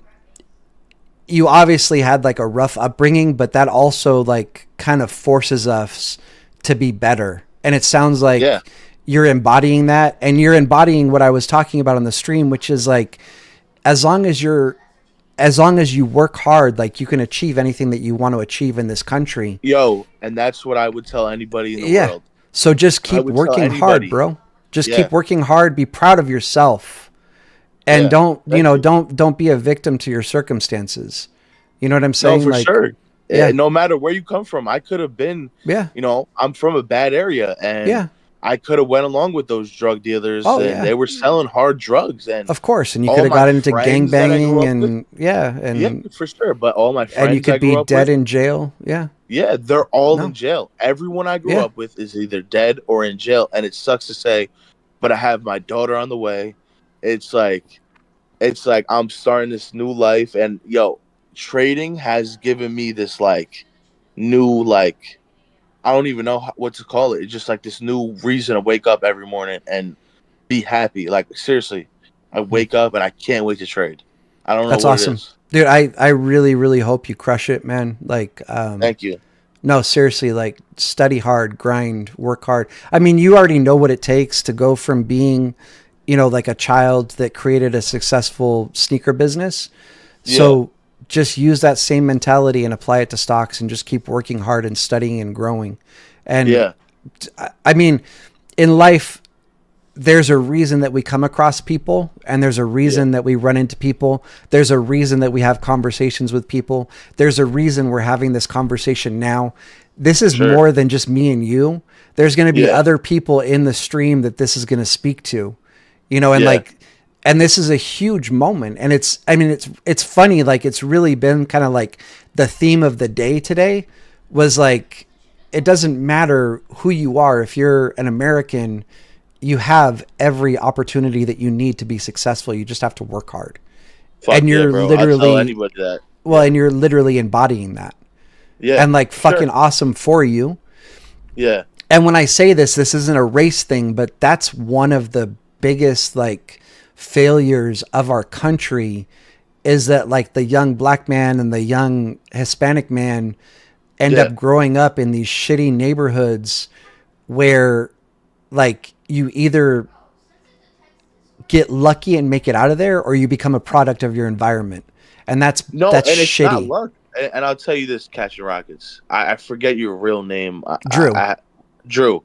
Drew. I'll tell you this. It's not luck. It's not luck. These people, and I'll tell you this firsthand. They make the choices themselves. Oh Nobody's yeah. putting a gun to your head and saying, "Go on that corner and do this." Yes, it sucks you grew up in that environment, but at the end of the Yeah. day, they had the same opportunities that I had. So anybody that says and turns around and tells me I can't make it because of where I'm from or the color of my skin, it's a big fuck you because Well, yeah, I can. You no, know? I agree with what you're saying, but like growing up in that environment, you have less access to education that somebody does growing up in a rich neighborhood. Not only that, but like you're going to get put into situations, and like Yeah, you might look at me and I'm white, and yeah, you don't really, like, a lot of people don't know my background. I put myself into some very dumb situations, messing right. with drugs and all kinds of stuff and dealing. And I don't ever mind talking about it, but I don't want to go too far down that rabbit hole right now, because this would be like, we'd be talking all night. But like, I Yeah, put myself into some really stupid situations where yeah, like you just be in the wrong neighborhood, wearing the wrong color, and you get associated with stuff that you're not associated with. So no, yes, yeah, like you're right, like it is partially a choice, but there's also some choices that aren't made for you. Like you yeah, can no, be mistaken I for somebody or whatever else, and just yeah, as a product of where you're growing up. Of no, course, for sure. like I that get what you're aside, saying. that Yeah, aside, like you can make the right choices as a person right, and try to stay exactly. away from that, but you're going to have constant pressure from your Hmm. friends and your peers to get into it. And that's hard to resist when you're young and you're growing and Hmm. you're maturing. Or even like somebody in your case where you don't have a father figure in your life, and then you have like, these whatever 18-plus-year-old guys are like, hey, come on, man, we'll take care of you, whatever. It's Yeah, hard to say no to somebody that's yeah. trying to act like a father figure, even if they're not a good father figure. No, yeah, and Yeah. yeah, you're totally right. But Yeah. at So the end of the day, like yeah, it is it doable, just but it's not easy, yeah. right? Yeah, It's no, and it's easier. the choices that you Yeah. make, and growing up with a dad, you're right. You're looking for that person to guide you in the right direction, and Yeah. sometimes people get guided in the wrong direction. But I think with faith, and I think that people know what they're doing is wrong, and people know at the end of the day, I shouldn't be doing this. You know what I mean? Oh, of course. So I think in that sense, like. you are making the choice, even though you're being influenced. You're making that choice to do the wrong thing. You know what I mean? Yeah, 100%. But again, as a young man, it's pretty easy to be influenced by the wrong people. No, for And sure. then once you're influenced, like it's too late, right? Yeah. Like No, it's yeah. hard to get away from that lifestyle, you No, know? yeah. My friend Eric, he was in a homeless shelter in the Bronx. I'm from New York, Hmm. and he just passed away this year. He got stabbed in the neck, and that wasn't because Sorry, bro. Eric was but Eric was the sweetest kid you ever met in your life, Yeah, and it's fucked up. that's an example of what you're talking about. He was just in Hmm. a homeless shelter in a messed up position, and he got stabbed in the neck. And people are gonna read that article, "Young black man died," and they're gonna think, "Oh, gang violence." No, the guy was nuts and killed him in the homeless shelter. Yeah. So again, to what you're saying, yeah, Well, even worse is the whatever news story places cover that they're gonna spin it, with the like whatever no, they're they gonna said he was they're gonna arguing with the guy and they were fighting, but they well, weren't. but I'm saying they're gonna spin that narrative, right? Gangbanger, Yeah, drug dealer, whatever, like some right. BS, and that's sad that we live in a society that looks at people and they say young black man and immediately think drugs and gangs or whatever else. Yeah, if Um, anybody wants to look at the article, his name is Eric Warwell. He was one of my best friends, and I do this for him for real. Like, it was hard dealing with that, but Eric Warwell, go look at the article. They're gonna twist it, and you can see firsthand for yourself what the article says. I'll check it So out. And sorry for yeah, your loss, brother. That sucks. yeah. Thank you, yo. Yeah, I no. This is great talking to you, yo. I appreciate this. No, it's great talking to you again. I'm just a dude, man. I'm just a guy. Like Hell I'm yeah, not anybody special. I'm just a guy. yo. I seen you got your kid that top piece or whatever. What do you call it? The oh For the the upper, yeah, for his AR-15. Yeah. Hell yeah, yo. I want to when my daughter comes, I want to teach her like gun safety and all that stuff. I seen you talking about that. Yeah, do it right. Do it right. Do it Hell right. yeah. Yeah. Like Yeah, and it's crazy because I've been setting up like for my daughter, and I just see you with your kids, and you're able to be home with them and stuff like that. It's mhm. super cool. Like, you know what I mean? Like, a lot of people have to, not be out of their around their families a lot of the time, and that sucks too. You know, Yeah. I but mean, so like a lot of people don't, they don't know me. yeah, And this isn't me like bragging or whatever, but I'm probably one of the hardest working people that you'll meet yeah, because I don't stop. And the yeah, reason is I don't want my kids to have to ever want for anything. I don't want my wife to ever have to want for anything. yeah. I That's I smart I goal. live kind of a crazy life in the sense that I love motorcycles.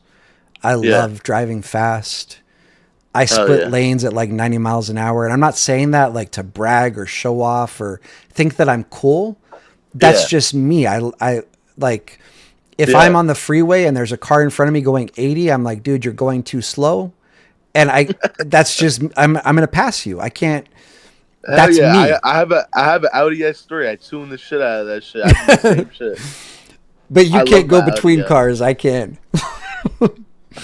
So I go Yo, if you between ever go with cars. cars, go German, baby. Oh no, for sure. I love my BMWs, but Oh no, you have to get an Audi, dude. I Oh love my god. BMWs. I'll put it to you this way. Nah. I grew up with like a pretty good life, and Yeah. my mom always had like a really nice Mercedes in the garage, and my dad always had a really nice BMW. I like Yeah. both, but I prefer BMW. And the last BMW that my dad bought was a 735i. I don't know if you've Okay. ever been in a 7 Series BMW, Oh, but super luxury. those Yeah. things is more than luxury. You feel Yeah. like you're in a jet in the sense that you don't feel a single bump on the road. They just glide like they're floating Did on a you cloud. ones have the big flat screen TVs in the back? No. This was back in the. I think this is like early '90s before people had No, yeah, TVs I'm in their talking about cars. the new ones look Oh, the crazy. 7 Series. Those. I mean the 7i. Yeah, they have that Yeah. big ass TV that comes down from the roof. Oh Yeah, my god, yeah. it's pretty sick. But It is. But those BMWs, I mean, obviously they're built more for luxury, but they still corner like a motherfucker. And like Yeah. you can I mean, they've got a lot of power and they go through the corners pretty well. But Yeah. the crazy thing is it's like you're on a cloud of air. Like you don't feel a single bump. Yeah, Uh, that's crazy to me. I wouldn't expect that out of a 7 Series. Honestly, yeah. I would expect it to not go on corners. Like, I'm expecting, I'm there for the thrill, though. Like, my Yeah. Audi, I like when it understeers a little bit. Yeah, get me a little edgy here. That's the shit I fucking Well, like. I You know what I mean, mean? Like, it makes it easier to take a corner, right? yeah, that's what I'm saying. But, like, Yeah. I like slipping a little bit. Yeah, of That's what course. I like. No, I agree with you. And like front wheel drive kind of sucks. Like rear wheel drive is better if you're, trying to drift and get into Nah, corners. Quattro's my shit, though. It's like the perfect balance. Like, Yeah. I think one of the wildest cars I ever drove was what's it called? Most people don't even know what this is. I'm trying to think of the name. Is it American? Oh yeah, yeah, yeah.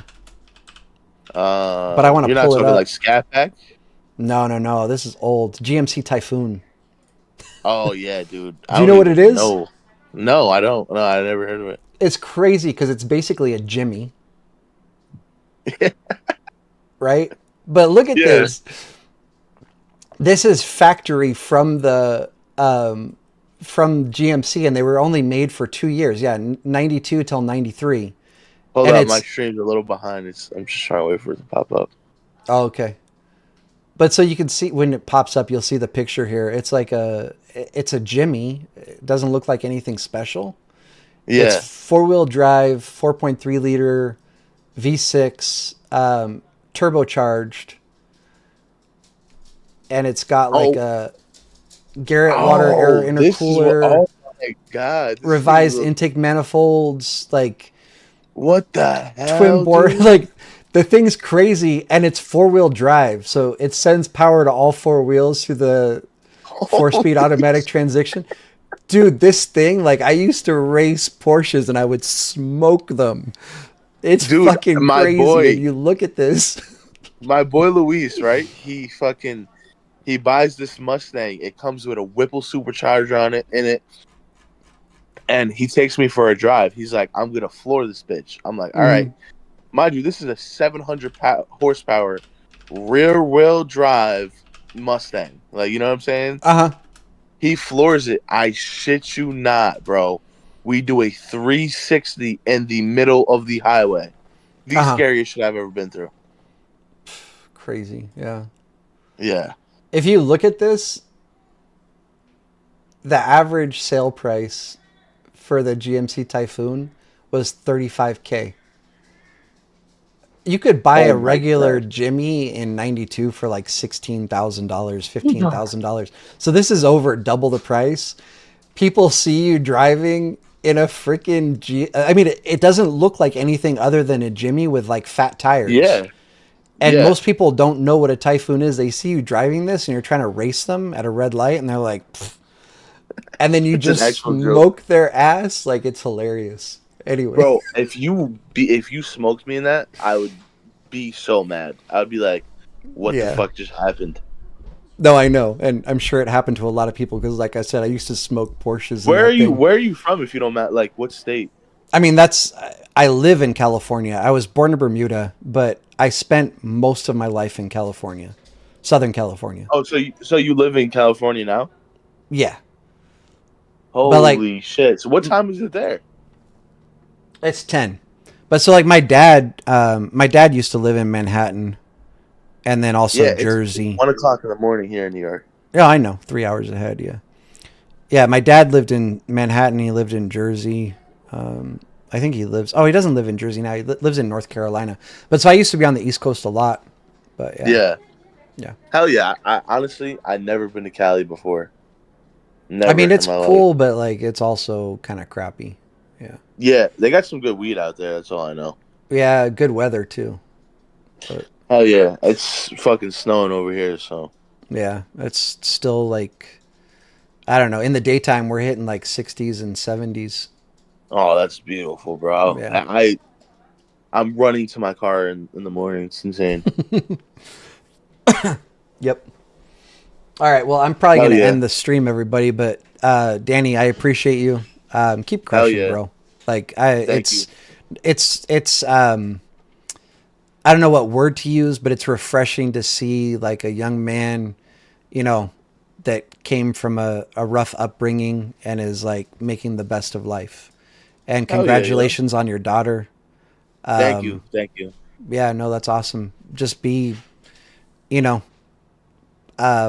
raise her to, not accept any crap from any dudes, you Hell know? yeah, yo.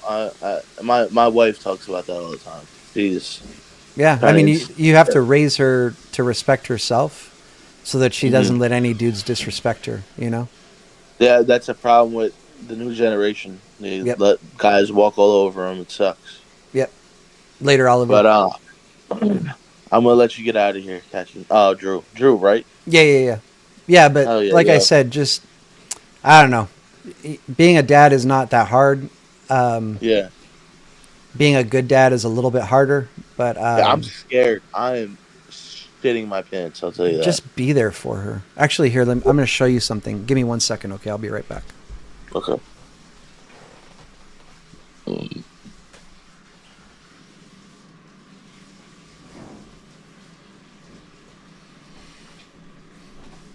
I had to get up because I don't remember the name of the book, but Strong Fathers, Strong Daughters. Read it. Okay. Strong fathers, strong daughters. Okay. Here, I'll link it really quick.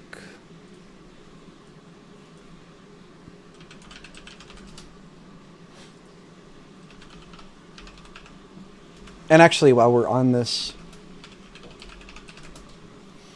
um, there's another book I highly recommend for kids. Actually, you know what? We're just going to do this. There's 3 books I highly recommend for kids. They're all at me. No, I'm going to. So this one, I'm going to post them in the YouTube chat, but, Cool.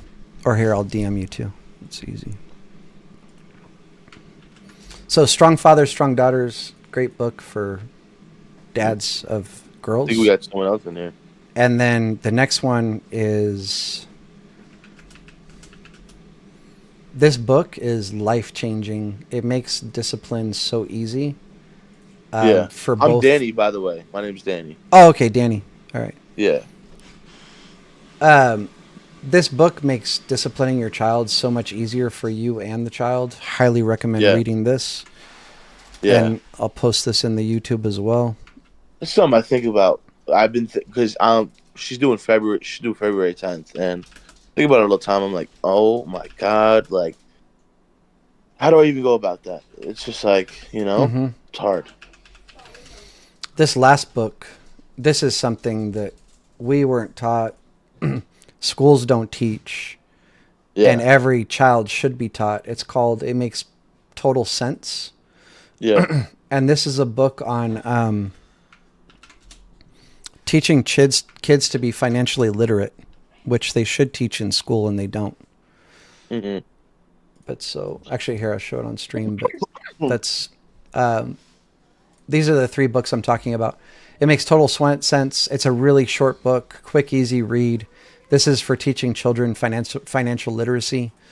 All right, This, where is it? 1, 2, 3 Magic. Gentle 3-step child and toddler discipline for calm, effective, and happy parenting.